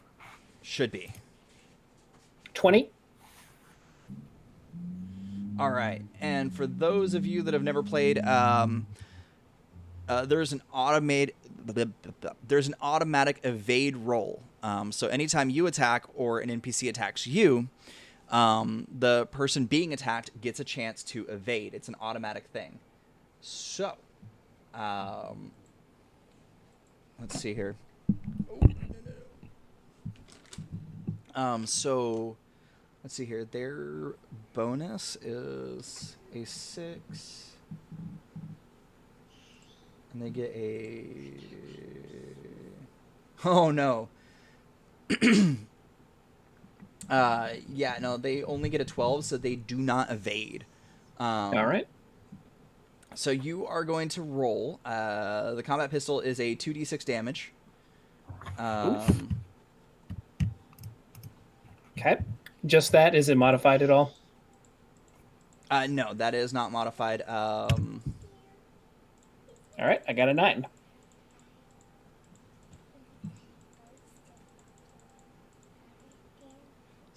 Hold on 1 second. I do apologize.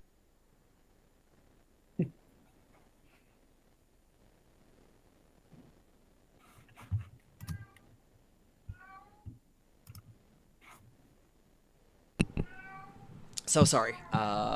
Mini RPG decided to come over and let me know. She likes your hair, Will. Thank you. Thank you very much, Mini RPG. Okay. I lost my thought track. My train of thought. I just shot them for 9 damage. Yes. And they... Okay, so... You're also going to roll a D10 right quick. Just a single D10, no modifiers. 10. Okay. Do I roll again? Actually, you do, and you get a choice. Do you want to roll... Do you want that 4 to be on the special hit chart or the cinematic hit chart? Oh, no, I'm sorry. Hold on. Wait. No, that's just mecha. That's just mecha... Sorry, that I do apologize. That's on the mecha chart. The human chart, you just hit their left leg for My leg. for 9 damage. So they need to roll. He falls over the edge and dies from the impact. He'd be falling so towards sad. you. He'd be falling towards you. Okay, so they're gonna roll.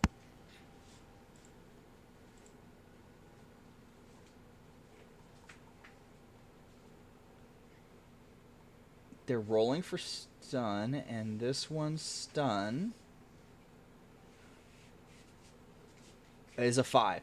So they do manage to keep themselves a little bit together. Okay. For those of you at home, when half or more of your damage towards a specific body part is taken in one single hit, you can go into stun, which basically knocks you out. And if you're doing like if you're doing like a melee type attack or hand-to-hand attack, and you're like, I just want to knock the person out, then as long as you succeed, they don't evade it. They have to roll stun rather than you rolling damage. And so you can actually just knock people out instantly. Just to reiterate that, I don't remember if Emilio was here when I mentioned that earlier. So No, that's good to know. I was like, wait, I don't remember this now. Okay, so yes, you are able to. Oh, okay, that's why. Yeah, no. So you do some pretty good damage to him. He is definitely not a happy camper. He's so mad at me. He's so mad that I exist. Oh yeah, no. Like it went from being like, you gave me the wrong number, why are you this type of person, to like, How I shot him in the leg critically. yes. And like, here's the thing. He doesn't even realize that you did this because you stole something from him. He thinks that like you gave him the wrong number. He chased after you to like try and be like, maybe it's the wrong number or something, and you just absolutely just like shot somebody that's just coming after you for like, from his perspective, that just you gave him the wrong number, and all he wanted like was the right number. Kiriko has trouble sleeping at night sometimes, but he's got to do what he's got to do. I mean, I feel like it's like, did I say something to creep you out? Like, and that's why you gave me the wrong number? Like, what? I know. What happened? So you Now you have, shot me. You take ghosting to a new level. I know. Wow. I didn't think about that. Wow. Yeah. Ooh, I'm not ghosting you. I'm turning you into a ghost. Yeah, you're take it literally, very literally, okay? ghosting them. This will now be passed through channels. It'll now be known as the Kirikos. When you don't want to talk to somebody, you give them the wrong number, wait for them to turn a corner, and just shoot them in the leg.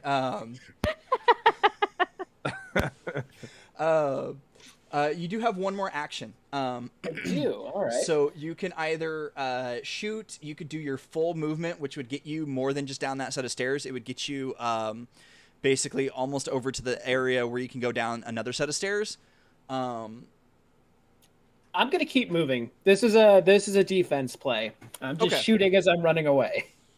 What you can do is you can shoot one more time and move half, which will get you to the absolute bottom of the stairs and a little bit away from the stairs. Okay, let's do that. Okay. That seems good. All right. So I'm rolling. You can actually see two people. You can see the person that you gave your number to earlier, and you can see the person that originally had the briefcase. Those are the two that you can easily see. Do you want to go ahead and take a shot again at the person that you've already wounded, or do you want to shoot at the other person? My hope in my heart of hearts is that weakening them, shooting them a little bit, will give Jart the ability to execute some fools. So I'm going to shoot at the guy who I have not harmed yet. Okay. So yeah, again, it's 1 plus your reflex plus your handgun skill. D10, 12, 19. All right, and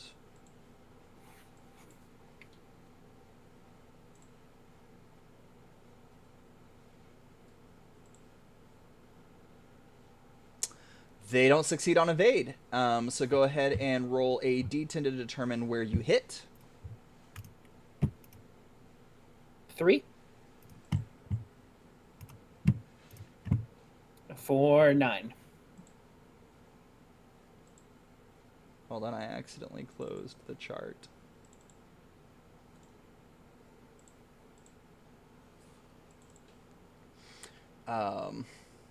So you are going to hit the left leg on this one again. So that's going to be left leg, and go ahead and give me a 2d6 roll to see how much damage you do. 9. I'm sorry. Oh, wait. Oh, I'm sorry. Sorry, the 3 is what you rolled for the location. Correct. The 3 okay. is what I... Yes, the 3 is the location. Okay, so no, you're hitting him in the torso. Oh, okay. For 9 He's damage. Center mass.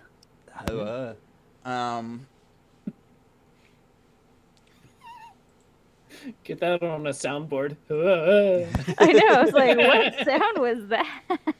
Somebody clipped that, right? Oh my gosh. In all the Please, time someone. I've streamed, I've only ever had people clip once. So I hope that people are going to clip this because I'm sure that we're going to have some moments. All right, I'm gonna You on clip it? Oh no. You know, you watch too much TikTok when your daughter starts singing that song. yeah, my son's got that one down. They don't have any armor on. Actually, what they're wearing doesn't really absorb anything. Doesn't do anything. Poor guys. I'm shooting just medical engineers. I mean, their Oh, clothes no. absorbs it, but just not effectively. Yeah. They basically they're security people. Like that's what they are. Like That's right. They are. You said that they are security. They are people. security people, but They're just not very good security people.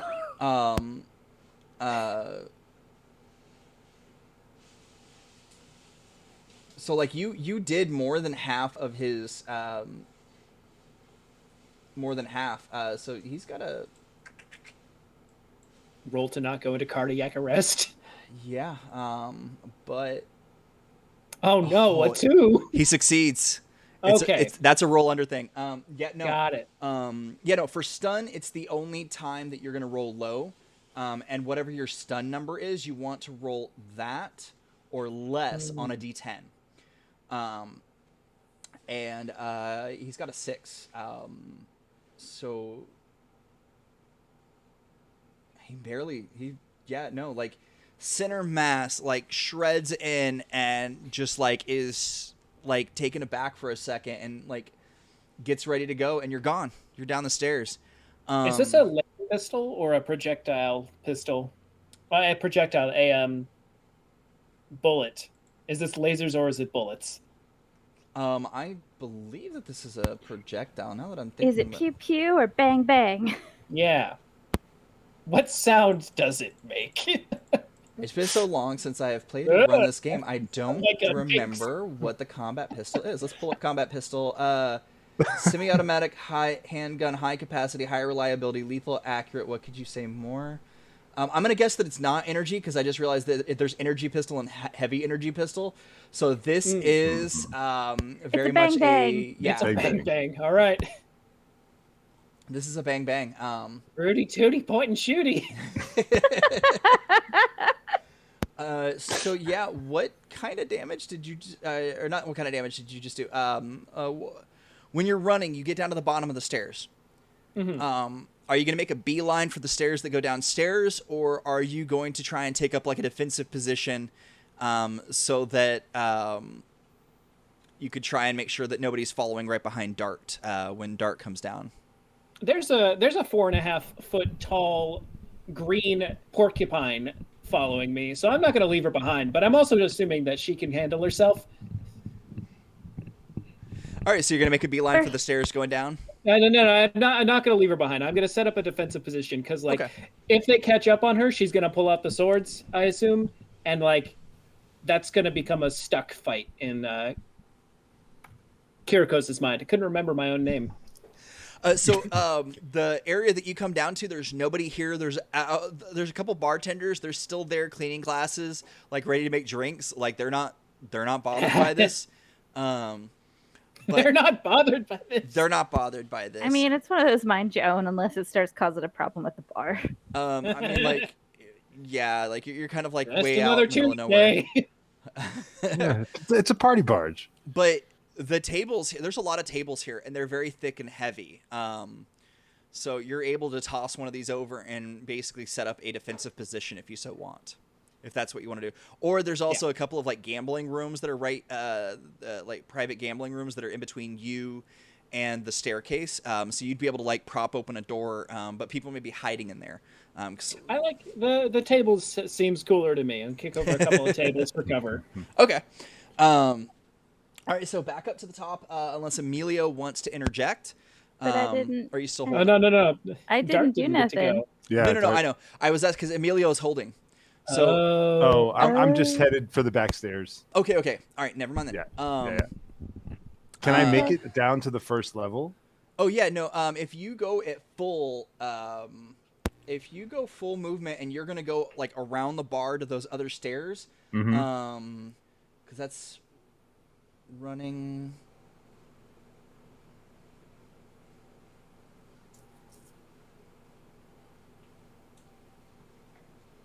All right, so you'd be able to use your full MA, which for this character, that's going to get you down the stairs and at the same level as Kirikos, but you're going to be across the room. Yeah. So you're able to see Kirikos, but that's going to be end of it. And then you still have one action that you could do, so you're more than welcome to hold that to see what happens. But that action won't carry over into the next. Yeah, I see Kirikos. I pause briefly to take the call from Kirikos as we're running. I get to the bottom of the stairs. I see Kirikos get to the bottom and flip the table. I hold there for a second to see if they're going to need any help or not. Okay. Oh, and just as a little side note, don't forget, in classic anime style, it does not take an action to throw a weapon away, but it does take an action to put a weapon away or pull out another weapon. Okay. So yeah, no, dart. You've got people at the top of the staircase, which shots rang out from behind you and took out, or not took out, but there are two injured people. Right. You can use a no action to get back to the top of the stairs, or you can hold out here. So I have a question. Maybe. You said this is the whole premise of this game is it is an anime style game, right? Yes. Can I do the cool like one move, reach into jacket, boom, fan of blades? Yes. Technically, you can. Because I am a blade master, not just a sword master. well, you were going out to parties. People have to be careful if they try to get too handsy with dart. They will bleed. Mm. So sort of yes and no. You can. You'll be at a negative.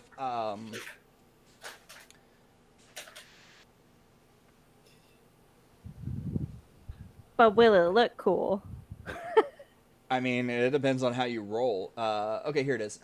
Will it look cool to Dart? Because Dart is also inebriated. Absolutely. Even if you absolutely just fail on it. Dart just drops all of her swords on the ground. Yeah! But it's like, wow. I'm going at it with my Doing rubber the hands. sound effect. Are you gonna throw your regular knives or your mono knives? You got two of each. Okay, so they're gonna throw their regular knives, but they do also have like cutlass in the other hand because they were messing with that earlier. Okay, so you're only gonna drop one weapon Yeah, because you had multiple swords out earlier. So, that is true. all right, so you'll drop. So that's gonna be. So you're rolling. Okay, your combat knife actually is a +0. So the good news is it's not a negative. But Cool. you will get a Cool. negative for what you're trying to do. And the range. So you are at a -4 for this. So, okay. Still going to be awesome. So it's my blades, right? Anything else? Reflex plus blades. Okay. 10 plus Minus 6 minus 4. Okay. 12 is still a good plus.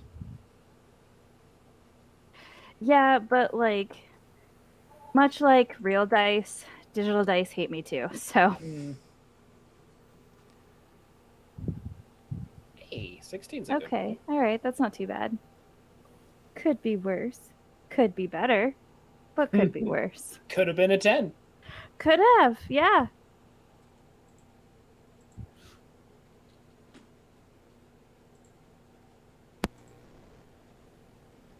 Man, they are not evading today. The two people that are in front of you, redirecting them towards the one that got shot in the leg or the one that got shot in the torso. I mean, so in Dart's drunken mind, like those ones, they're bleeding. Bleeding means they're done for, right? So, but there's three of them, right? The other ones like come in too, right? But you can't Or see him from oh, your I can't angle. see him. Yeah, you can Oh, only see the okay. other two. Oh, okay. Well, I guess whichever one is still standing, which I'm assuming is not the one that was shot in the leg. The one at the leg was at the top of the stairs, so they're leaning on the top of the stairs right now, so they are technically standing. The one that was shot in the torso is like, it is more like leaning over and like dry heaving. So Sort of like that scene from Death Becomes Her, where it's like the huge hole in the torso. Like, what the? Which is a great movie, by the way. Love that movie. You're like holding your candelabra in between, like where the hole is. Okay. Where did Dart even get that candelabra? It's anime. Oh, right. Yeah, it just came out of the I sack. have the power of God and anime on my side.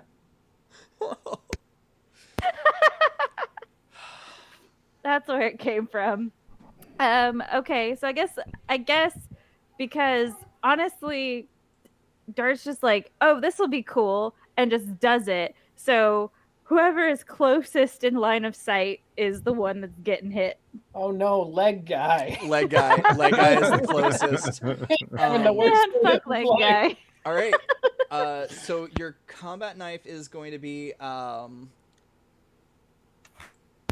but first, hold on. Uh-oh. Uh-oh. what just happened? Oh no. Okay, all right. Oh, crap. Hold on, everybody. Did it brick all the overlay? Oh, there you go. Hi, sorry. No, I it misclicked. moved everybody. Oh no. Oh, it did, yeah. And now it won't let me grab. There we go. It wasn't letting me grab the people. It was grabbing the frames. Sorry, Yeah, I broke yeah. everything. No, I'm in no. the wrong frame. That's not my pink. My hot magenta. Okay, I specifically sized everything for everybody. Why are these sizings not working now? I mean, No. again, I right. say because Do you want me to Like- cycle out my camera and then maybe it'll... No. You're already... Yeah, it's you're like, already... no, don't wait. Don't do new things. All right, you fit there now. I guess. Let me. I mean, I can have a bar in the middle of my face. That's fine. There's a quick updated thing. I apologize that everything looks a little bit out of whack, folks. I'm just gonna keep that there because I'm worried if I mess with it too much more, it's gonna just cause more issues. Yeah. Oh, my thumbs disappeared. Okay, there we go. Yay. This happens to me at least once per stream, if not more. right. You know what they say about thumbs.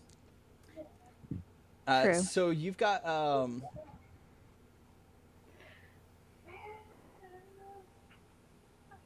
right. So we're in the middle, like, fuck leg guy. So I was Yeah, going to how describe far how I leg did guy? this. yeah, go ahead. So, like, Dart sees the people come in, sees them get shot, is like, oh, we're in a fight now. Throws down one of their cutlasses, reaches into their jacket, pulls out a big ass combat knife, and just whoo.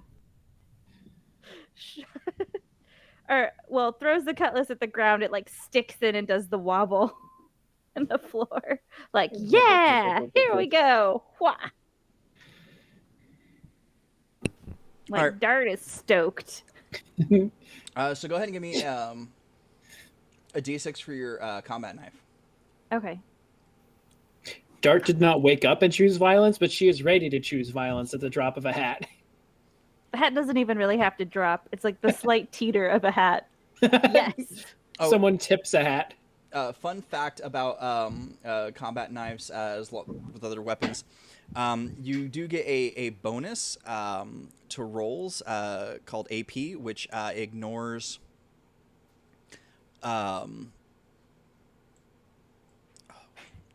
Sorry, Does this it is gonna stand be... for armor piercing? It does. Ha ha ha! So it actually it ignores half of the armor. Your armor ain't shit. Which they didn't really have armor in the first place. I should have given them armor with how quickly everything is going. I should have given them Your armor. armor is even more. Sorry, I forgot. D10 to see where you hit. Oh, okay. So it was a 5 on my d6. So and then a d10 to see where I hit. Please be the face. Please be the face. Please be the face. That's a 5. Right arm. Poor leg guy. Wasn't it his left leg and that was right arm? At least he'll be balanced. That's true. Tis but a scratch. And his right arm has... I think that you overdid the damage on the right arm now. No. Poor Calvin. Leg guy thought he was falling in love. Poor Actually, wait. 1333A8. Oh yes, that's right. Oh, yeah. Yeah, no, you managed to do more than half. So they've got a roll, and he's only got a 5. So if this is 6 or higher. Oh. Oh wait. Yeah. No. Oh. And he passes out. Wow. The knife goes shink and he faints. Poor leg guy. Poor Thought he was leg falling guy. in love. Now he's falling down the stairs. He fell real hard for you, Kirikos. Real hard. Real hard. Heartbreaker, leg breaker. Romance in this game. I mean, That's your theme song now. Oh jeez. Hold on. Sorry. So All right. Relax. so he falls down the stairs actually, and lands at your feet. Now you can move as a free action, Dart. Okay. But if you do so, it means leaving your cutlass behind.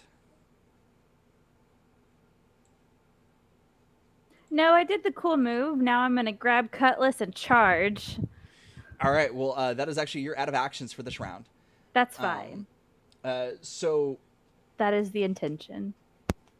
next up was the flirt, but he's passed out. And so the one that is completely healthy is going to come barreling down the stairs at you, but with a gun.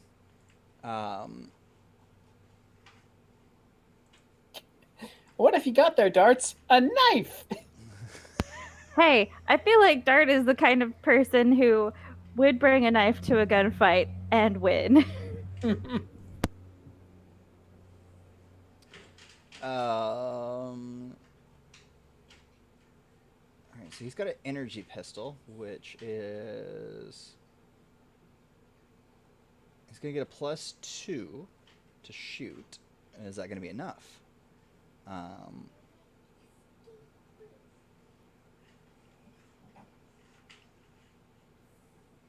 All right, so energy pistols. Fun thing about how energy pistols work: they're designed for space and anti-armor combat. They can be dialed from a 1 to a 4 dice of damage. However, each charge only has 40 dice capacity. Okay. So if you want to last out a longer time in combat with an energy pistol, you'd want to do like a 1 to a 2, you know? But if you're trying to end things quickly, or potentially just run your battery out, you can hit like a 3 or a 4. And so he's going to actually hit that 4.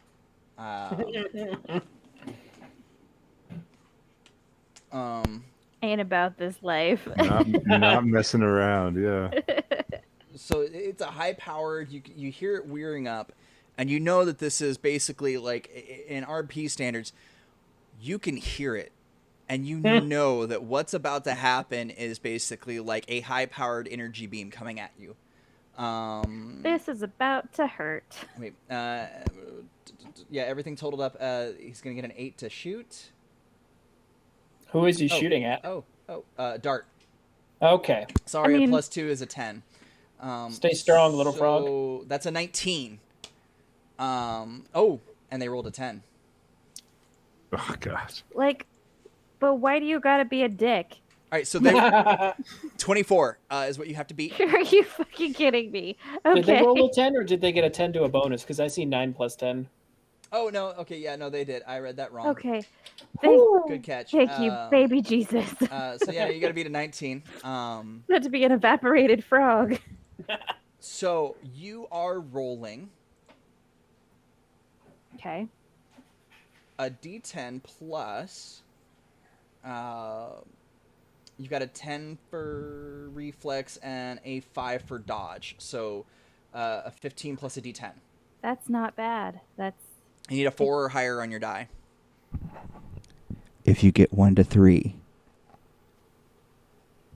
you Quit take being- damage. quit being a shit. I realize this. Yes, this is. Are you fucking kidding me? That's your fault. I blame you. That piece of shit. It's digital so that people dice see how the game motherfucking- works, all right?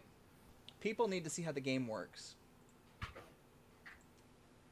All right, you are going to take a hit to your head. Are you fucking kidding me? Oh no, that's right. No, there you go. Okay. So your character, based on their health,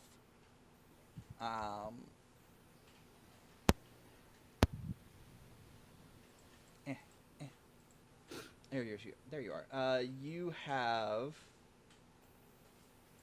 8 health for your head.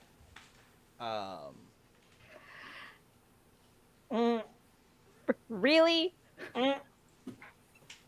Oh no! Wow, why is that so many dice? Because they. Because they dialed it up. They turned up their dice. They turned up their gun.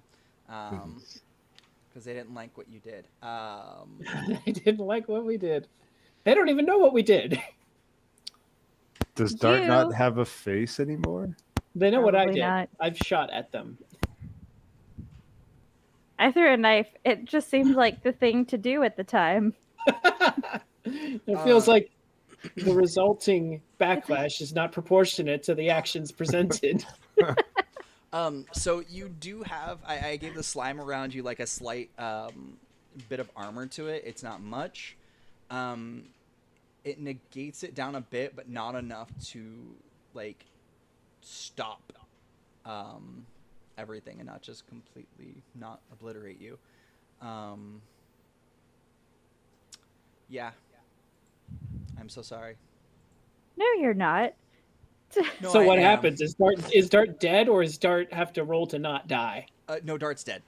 Oh no, Dart is Oh dead. no! Dart's just No, dead. Ah! we barely knew you. Oh, well, I guess we knew more about you than other people, but we Okay. barely knew you. So I'm going to give you 2 options right quick. We can say that one of the other 2, Yara or Sirkos, it was hanging out downstairs by the escape vehicle and was alerted to the actions and ran up, and you'll get to join initiative at the start of the next initiative. Or you can sit out.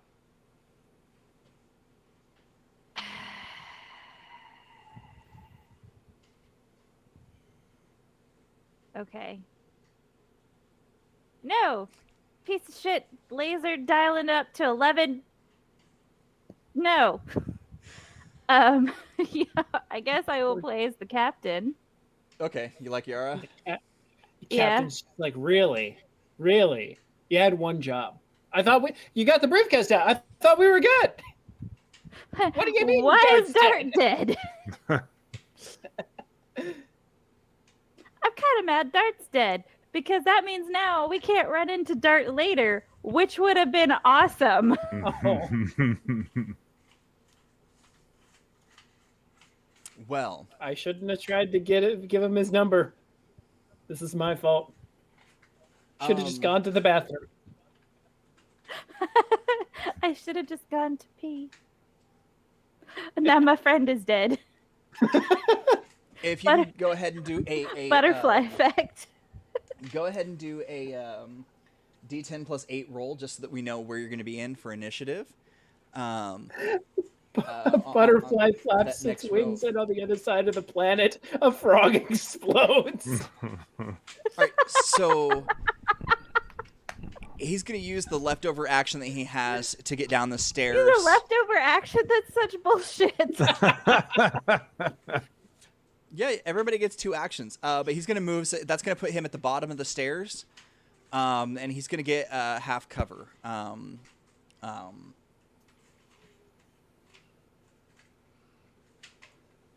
And you are actually on the same initiative, but because you are the player, you'll go first. You'll get to go right before that guy that just lasered you. Man, fuck that guy. That guy's so dead. I'm wearing that dude's skin. And the main person is going to use all of their trophy. action to move down the stairs, but they're not going to be able to get all the way as close to y'all because their movement isn't as good. So you have no sight line of him at all.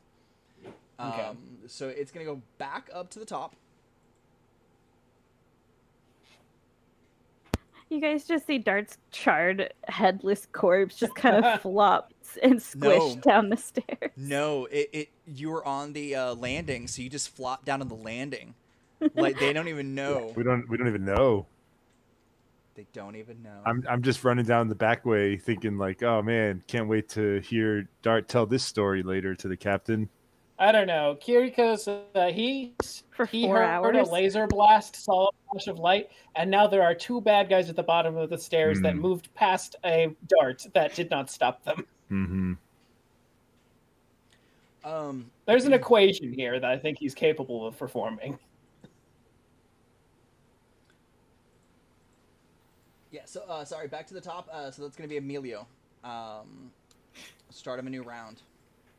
So I'm gonna just glance at Kirikos for any sign that you need help, and if I don't see anything, I'm gonna keep going down the stairs. Okay. Well, the full move action, you'll be able to get to the staircase that you're trying to go down and get like halfway down it. But with a free action, you'd be able to get to like the landing pad part of the stairs, and that's when you are passed by the captain. Your captain is already at the landing pad, so you meet your captain at the landing pad. Oh, okay. Who's coming up? Or which direction are they coming from? They're coming up from the bottom deck, and you're going down to the bottom deck. Okay. I need to look up one quick thing if y'all want to have a quick conversation. Yeah. Captain, I got the package. It's down at the lower level. I sent it down through the dumbwaiter. Okay, great. Go get it. I'm going. Where is everyone else? And why do I hear fire? Yeah, I don't know what happened, but while I was headed out the back, I think something went down because last I saw, Kirikos was flipping the table and getting behind it. So I figured I better, get the goods. It didn't look like they needed much help, but at least last I saw. Okay, that does not sound good. Okay. I think they're fine. Dart was there. So sorry, y'all. I forgot how cover worked for a minute. God. To reiterate what it is, basically whatever is behind the cover, when you roll for where you hit, if you hit something that is behind the cover, then you actually don't hit that part. It goes to the obstacle. So you damage the obstacle in between you and them. Okay. Got it. And let's see here. Now, of course, that doesn't include called shots. But there are negatives for called shots. So Mhm. Where are we? Ow, that's not Oof. nice. So yes, so Emilio, you can turn around and try and you can use an action to get back to the top of the stairs and cover, or you can continue on downward. I'm focused. I'm getting that briefcase All right. headed down. With a full move action, you'll be able to get down the stairs and get over to the area where the briefcase is, and get it. And you'll be on your way back towards your vehicle to get out.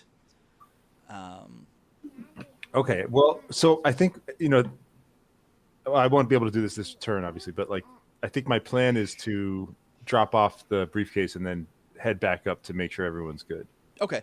Yeah. Next round, you'll be able to get to the briefcase into the vehicle and get back to the stairs, but not up the stairs. Yeah. And so you'd be able to, in not next turn, but the turn after, actually be able to be back to help everybody. Okay. And we also have some way to communicate with each other, right? So I could text them. Oh, absolutely. And be like, guys, good. Yeah, no. You up? And let's see here. You up? Dart made me up.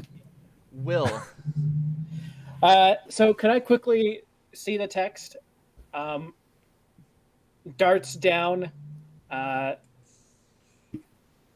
So see the text, respond back that darts down. But I'm not going to devote too much more attention to it because I'm in the middle of a firefight. Mhm. Is it possible that the guy who fell on the stairs, did he have a laser pistol and did he drop it when he maybe over the railing when he fell? So there's not a railing. It's a full enclosed That's right. staircase. It's a full enclosed staircase, so there's not okay, got it. I mean, I'm sure there's a railing, but it's not Yeah, you can't see that Dart has. You don't know anything about Dart because you can't see Dart. Okay. And you can't. The the only thing that you can see is that one of them is at the bottom of the staircase. Okay. The right half of their body is peeking out, and they've got a gun out over it. Okay. It is also an energy pistol. Oof. It is also an energy pistol. Oh no, this is the one that was that had the energy pistol from before that got Dart. So yeah, no, but they all do have energy pistols. I think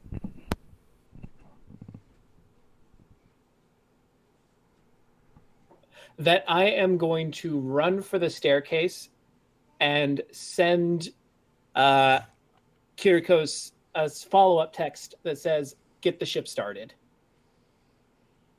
Okay, you're gonna move towards the stairs to go down. Mm-hmm. Okay. With your movement, you will be able to get to the stairs, but not down the stairs. So you'll be out in the open without cover, and Okay. they will still be able to see you from where they are. Got it. Could I move a bit further towards the stairs? Maybe knock down another table to preserve cover and take one shot at them? With your movement rate, you'll be at the staircase at the top of the stairs with your full move, because of how far away that staircase is. Or you can go a little bit not as close and toss over the last table in the row of tables to have some cover. Yeah. Okay. Yeah, I want to make sure that I preserve cover. And is that going to take my full turn to move and establish cover, or will I be able to still take a shot at the guy at the stairs? I'll let you have one shot. All right. I'm not throwing away my shot. kill him, Kill him. make him die. It would be wonderful if I could just insta-give this guy. But I find that unlikely. It's plus 12, that's right. Nice insta-give Dart. They did do that, but I do not have an energy pistol. I got an 18. That's pretty nice. And then... So their attempt to defend against the 18 is a 16. If they do... Man, they cannot, how are they not dodging and still alive? 6 or a 9 is where I rolled for location. Okay. And so that's going to be the left leg, which is behind the barrier. Okay. It's going to be covered up. All right. But you have the combat pistol, which does 2d6 damage. So you actually could potentially damage that wall because it's not anything hardy. It's just some drywall. Okay. So you potentially could do enough damage with that 2d6 with the combat pistol to open up a sizable hole to actually be able to have a larger target. How about a 10? Yes. We're since it's the left leg, it's going to take out. So basically, from about their waist down is completely exposed now. Okay. The sheetrock didn't damage. It does startle them a little bit, so they do move back a little bit. It doesn't affect your ability to be able to shoot or anybody else's that's coming up the stairs, if that's so what they choose to do.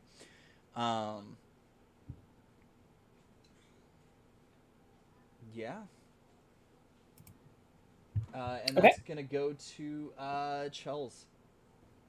Mrs. Okay, so I'm running up the stairs, right? Yes. Okay. Or, you can, for no action, get to the top of the stairs and get behind cover with Kirikos. Okay. You have enough of a movement to be able to do that. Okay. Or you could do a full move, which would take an action, and get halfway between where Kirikos is and where the enemy is. Okay. What kind of gun does Yara have? So I gave her the needle pistol. It's a compressed air weapon that fires needles that are armor piercing. It's not a it is not a damage inducing, technically speaking. However, they are easily coated with poison or sleep inducing drugs, making them excellent weapons for assassins and the such. Okay. Why you give us shitty weapons? It's not? I'm assuming that they're like that she is like was kind of prepping for combat on the way up here. So, it's probably loaded with like a poison pack of needles. Okay. Um, That'll add and an extra d6 to your damage, so you'll have 3d6. Big deeps. Yeah, the sleep doesn't add damage, but if you do successfully hit, it puts them out for a certain amount of time. So that's the difference between a poison and a sleep. So you'll be rolling 8 plus 3, so you'll have an 11 to roll, plus your d10. Okay. And the gun is a +0, so it's neither harming you nor helping you in regards to the Okay. roll. Well, I guess so. She'll get under cover. Okay, you'll do the half move to get to that first part? Yeah. Okay. You'll actually be able to make 2 shots with that gun then. I'm murdering this dude. All right, let's deal with the first For shot. darts. Let's go ahead and deal with the first shot. So go ahead and roll. That's an 11 plus a d10. 11 plus a d10.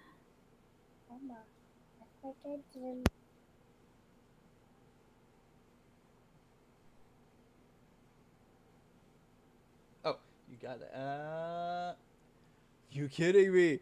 All right, they do not successfully stave that off. They take the full brunt of the damage. So This is what you get for killing darts. roll me a d10 to see where you have hit.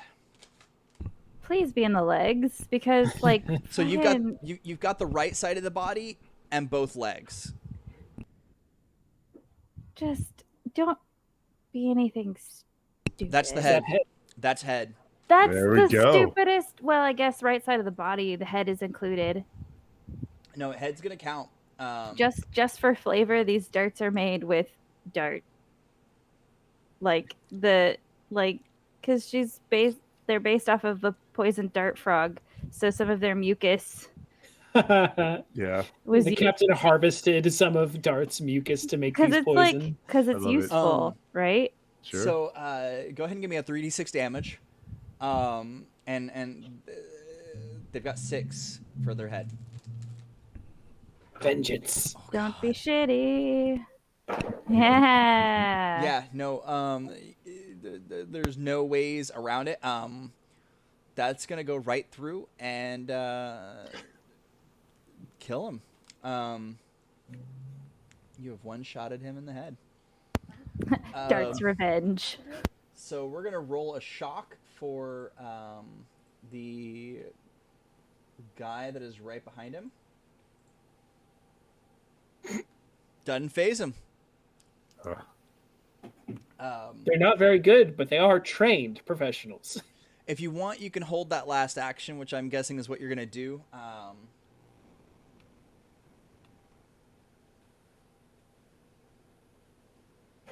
He's gonna move to the same position, and he's actually gonna take a shot at y'all. Wait, but I got 2 shots. Yeah, but you can't see him. Oh, okay. So you're gonna hold the next shot, right? Or the next action? Yeah, I'm gonna hold it until I see him, and then I'm gonna shoot him in the face. So he's gonna pop around the corner and get a shot off before you get a chance. And I rolled a D2, and he is actually gonna be aiming for the captain on this. And his... No consequences for Kiriko's actions. Yeah, what the fuck? What have we learned? All right, so all you have to do is beat a 14. So it is your reflexes plus dodge plus a D10.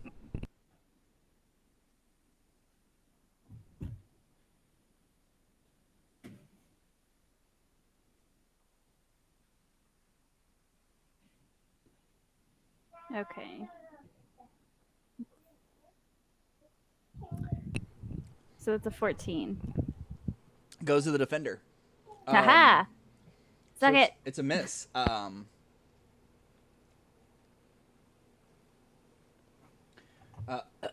So you can go ahead and try and take your second action now. Yeah, I'm gonna shoot that fool.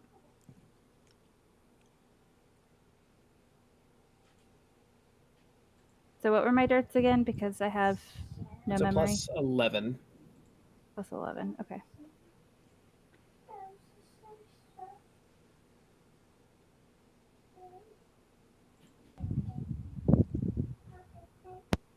Unbelievable.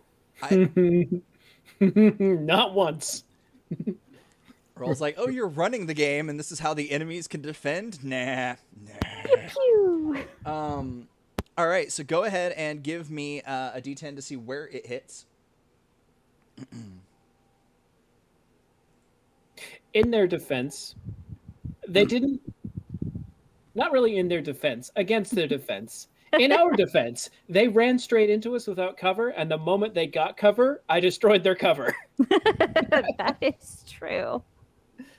All right, so that's actually right in the right arm, which is the arm that's easily visible. The only thing that is behind torso would be a crapshoot. I would roll a D2 to see if you actually can hit the torso or not, because it's halfway in.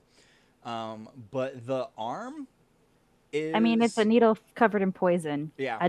I don't care where it hits necessarily, just as long as it hits. So give me 3d6, and... Okay. Now what? 17.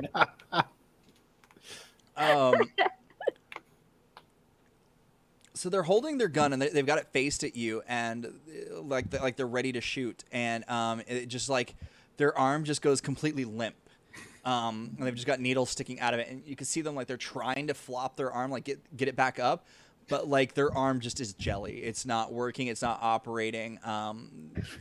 And he's the veins are starting to turn like blue and black on that side of the face. Like this is not looking good for him. Does he drop the gun?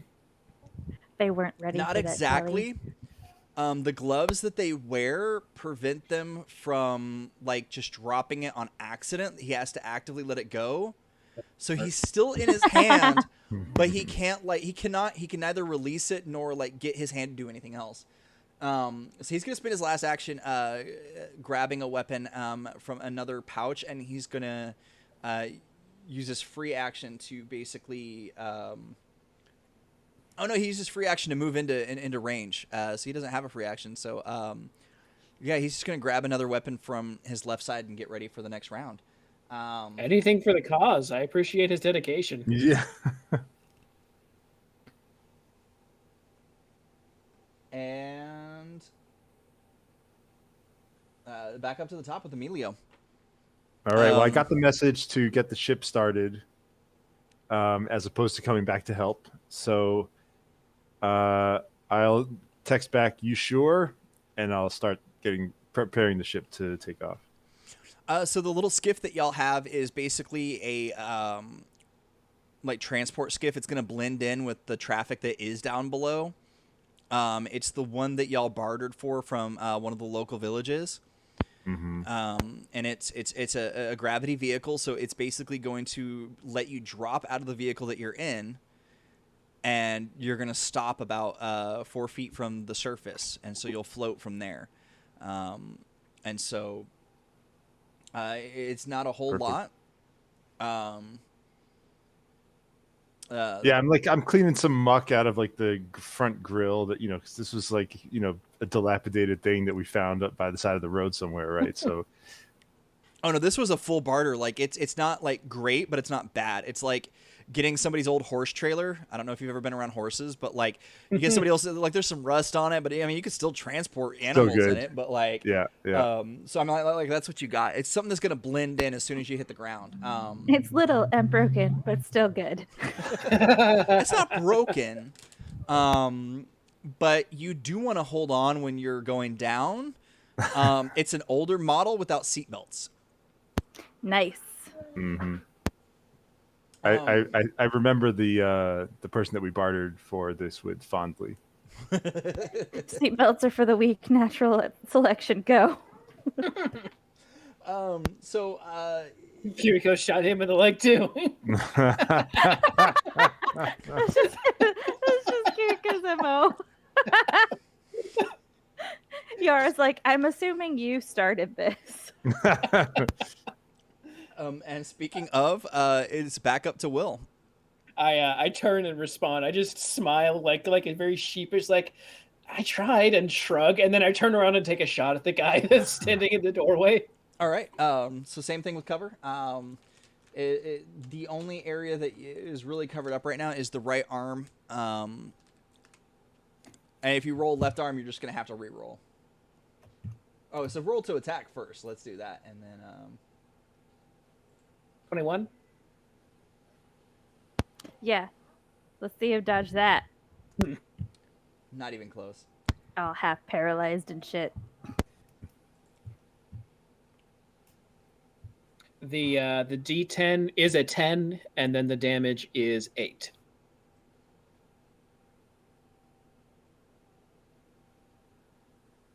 Did I miss the D10 on my end?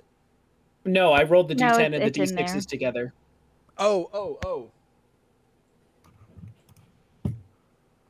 Okay. So a 10 is going to be the left leg, which is a very viable situation. And 8 damage.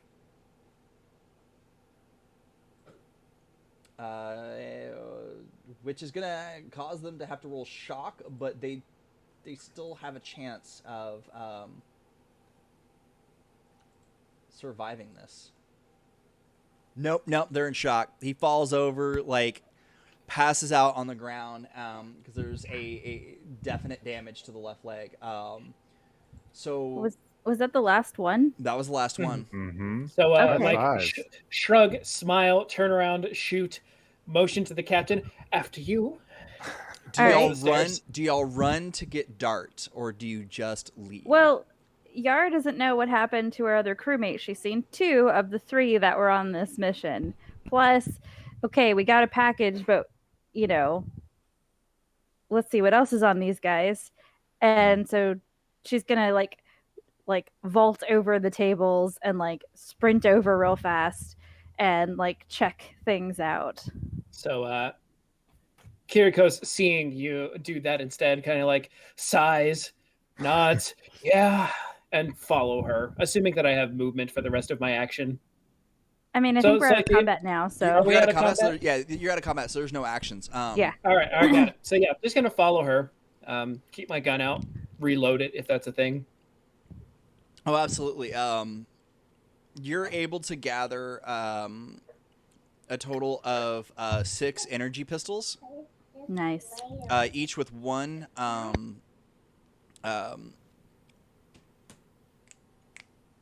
backup magazine. Okay. So they each have another power cell that you can pop in. So I hope these pirates don't end up being bad guys in our actual campaign. depends on how y'all work out with them. Does Captain addressing you? Not like he's not addressing you. Kirikos would know this. Does our crew make a point of burying bodies of fallen comrades? So I think it depends on the situation. What's the vibe that Kirikos is getting from the captain right now? Are we worrying about carrying darts? I guess he could just ask that. What are we doing about darts? Okay, so the player in me is like, burial at sea, like cannons, sad music. okay, so But as the captain, only because you actually did pick up the captain, rumor has it that what's in the briefcase is one of 3 things: and a potential upgrade for pods that will regenerate any wound. Technology that now, I mean, with a missing head, that's not exactly something that can be fixed.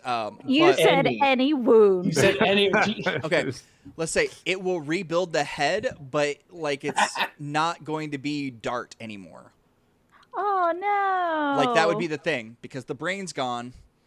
The other thing that it could potentially be is that it's a cloning device.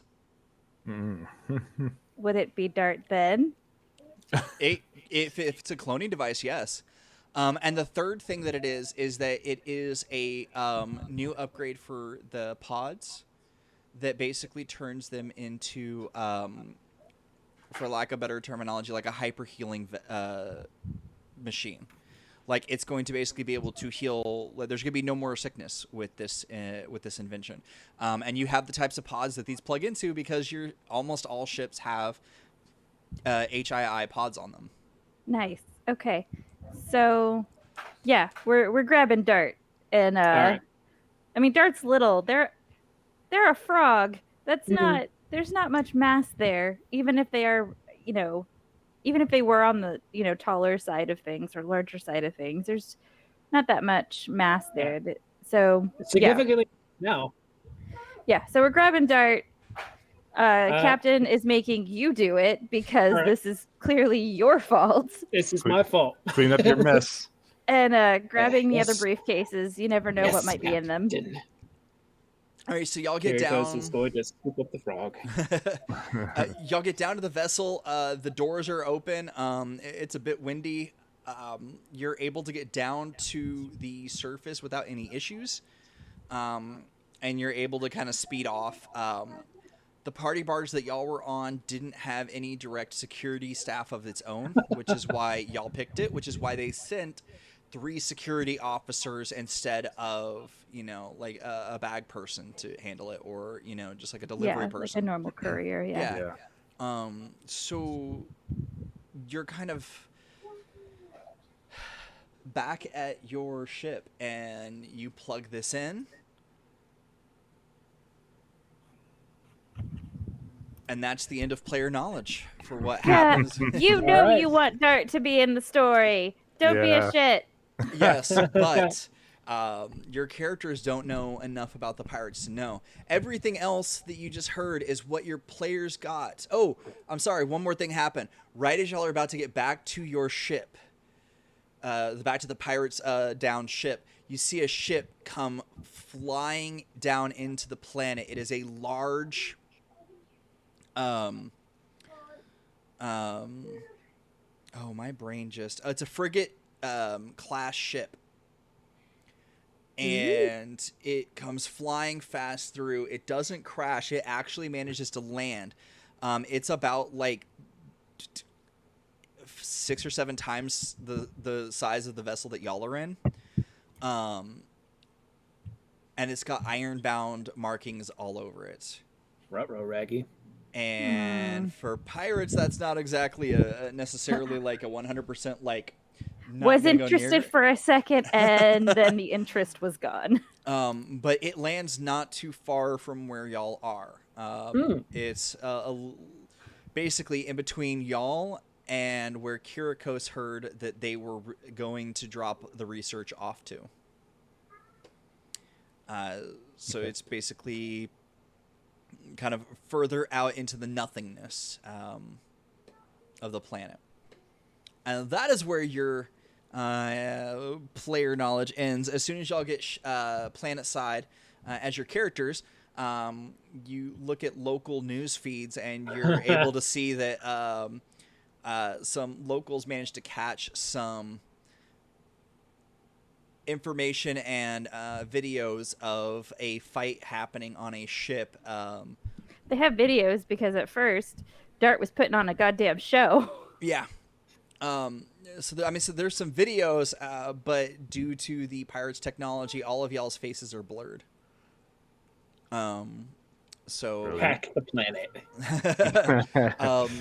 So basically, the security on that vessel is very low because the party barges are all about just enjoying yourself, having fun, and Getting drunk, getting in fights, having a good time. Well, and a state official might not want people to know that they're out there with their mistress, so it's very much a situation where people are able to kind of like hide in on one of these vessels. And the 2.5 million population on the planet is kind of all tuned in. They're very interested in this, and the corporation is very upset about this. And that's pretty much time. I was hoping that we'd be able to get 2 of these backstory pieces in. But that introduces the Pirates of the Planet, one of the major factions that is on the planet. They're not a major faction in the galaxy, but they are a major faction on the planet. Just to go over, the other major factions is a science crew at the site of the ruins that are studying them. The corporation and the local government. That's pretty much all that is here. Only those 4 factions on this government side. And y'all in your iron-bound stolen vessel. So, if we get on the pirates' bad side, at least we know Dart ain't shit. If they're back. And let's go ahead and start with our... Oh, where is this? The outros. So we're going to go in the form of Will, Emilio, Mrs., and then me. So go ahead and plug the things that y'all do and where people can find y'all.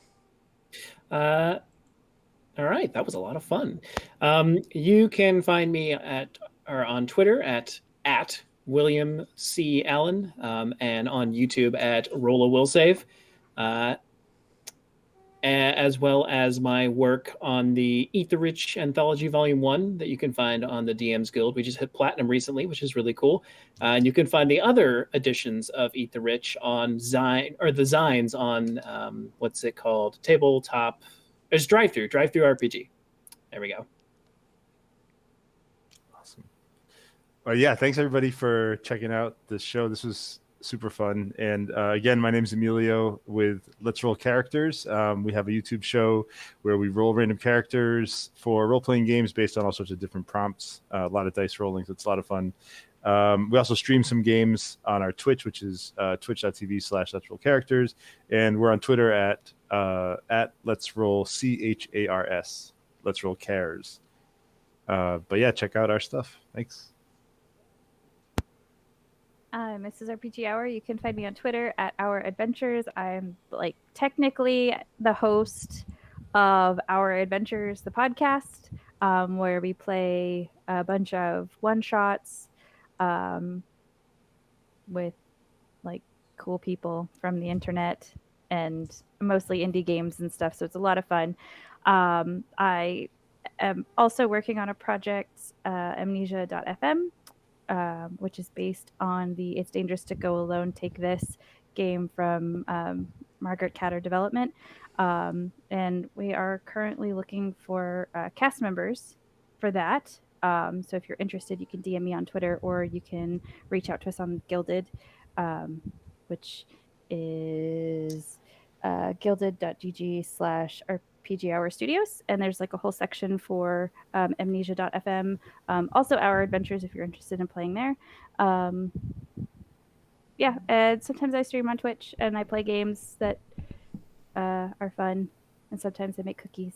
So. Hey folks, this is Mekton Heist, which is the Mekton Zeta actual play stream. This is a part of the RPG Hour Studios family of shows. We also have Routes Unknown, which is first and third Wednesdays. It is currently on a short break, and we'll be back in July. Beacons of Calistria, which is every other Sunday.